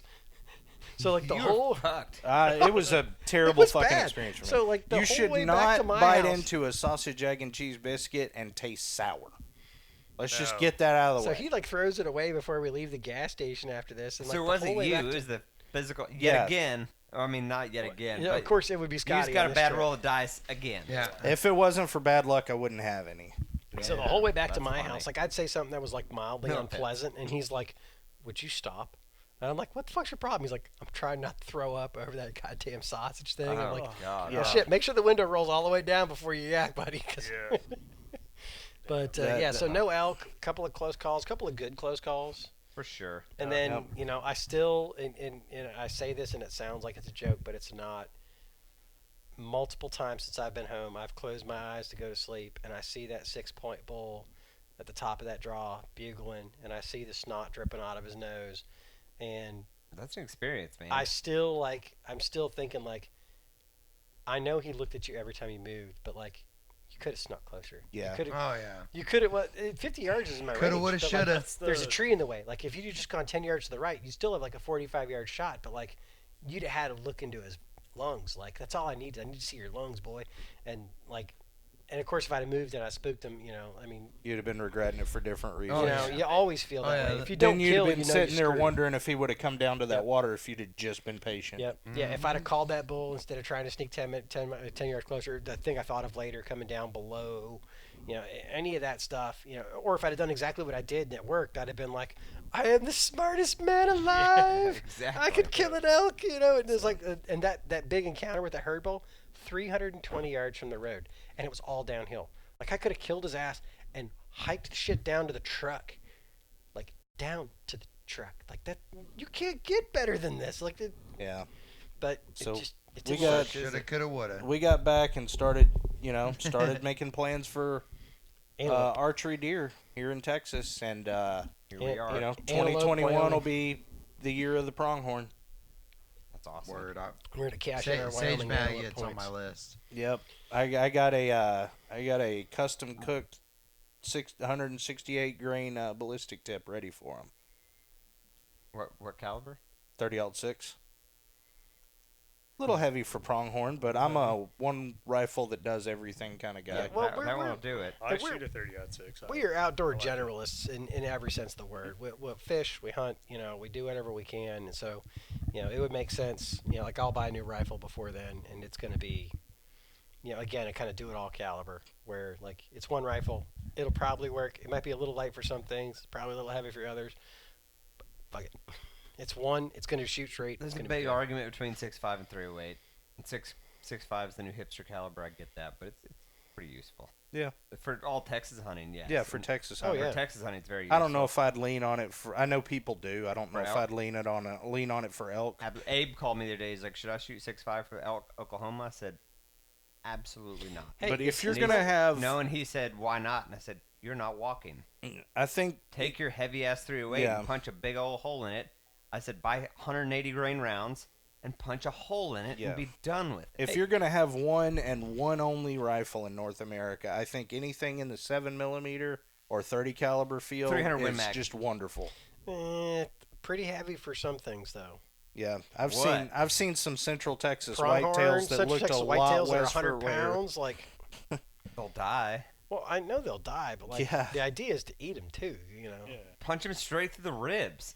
Yeah. And what does a whitetail shoulder have on it meat-wise? Especially under 100 pounds. A lot less when a 180 grain bullet goes through it at 3,200 feet a second. But if it's 100, there's hunts this year that I plan to punch through front shoulders because I'm like, I'm not dealing with it. What's a 300 mag going to kill that a 308 isn't?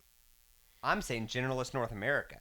Well, so you're talking generalist Texas? No, I'm talking generalist North America. Unless you're going to draw a moose tag and a bison tag, like the only thing it's still a generalist. Generalist. It's going to not. But a 30-06 or 308 will kill a bison. It'll kill an elk. Third 308 such a mortar round to me. But here's the deal: most shots happen within 400 yards. We'll talk later.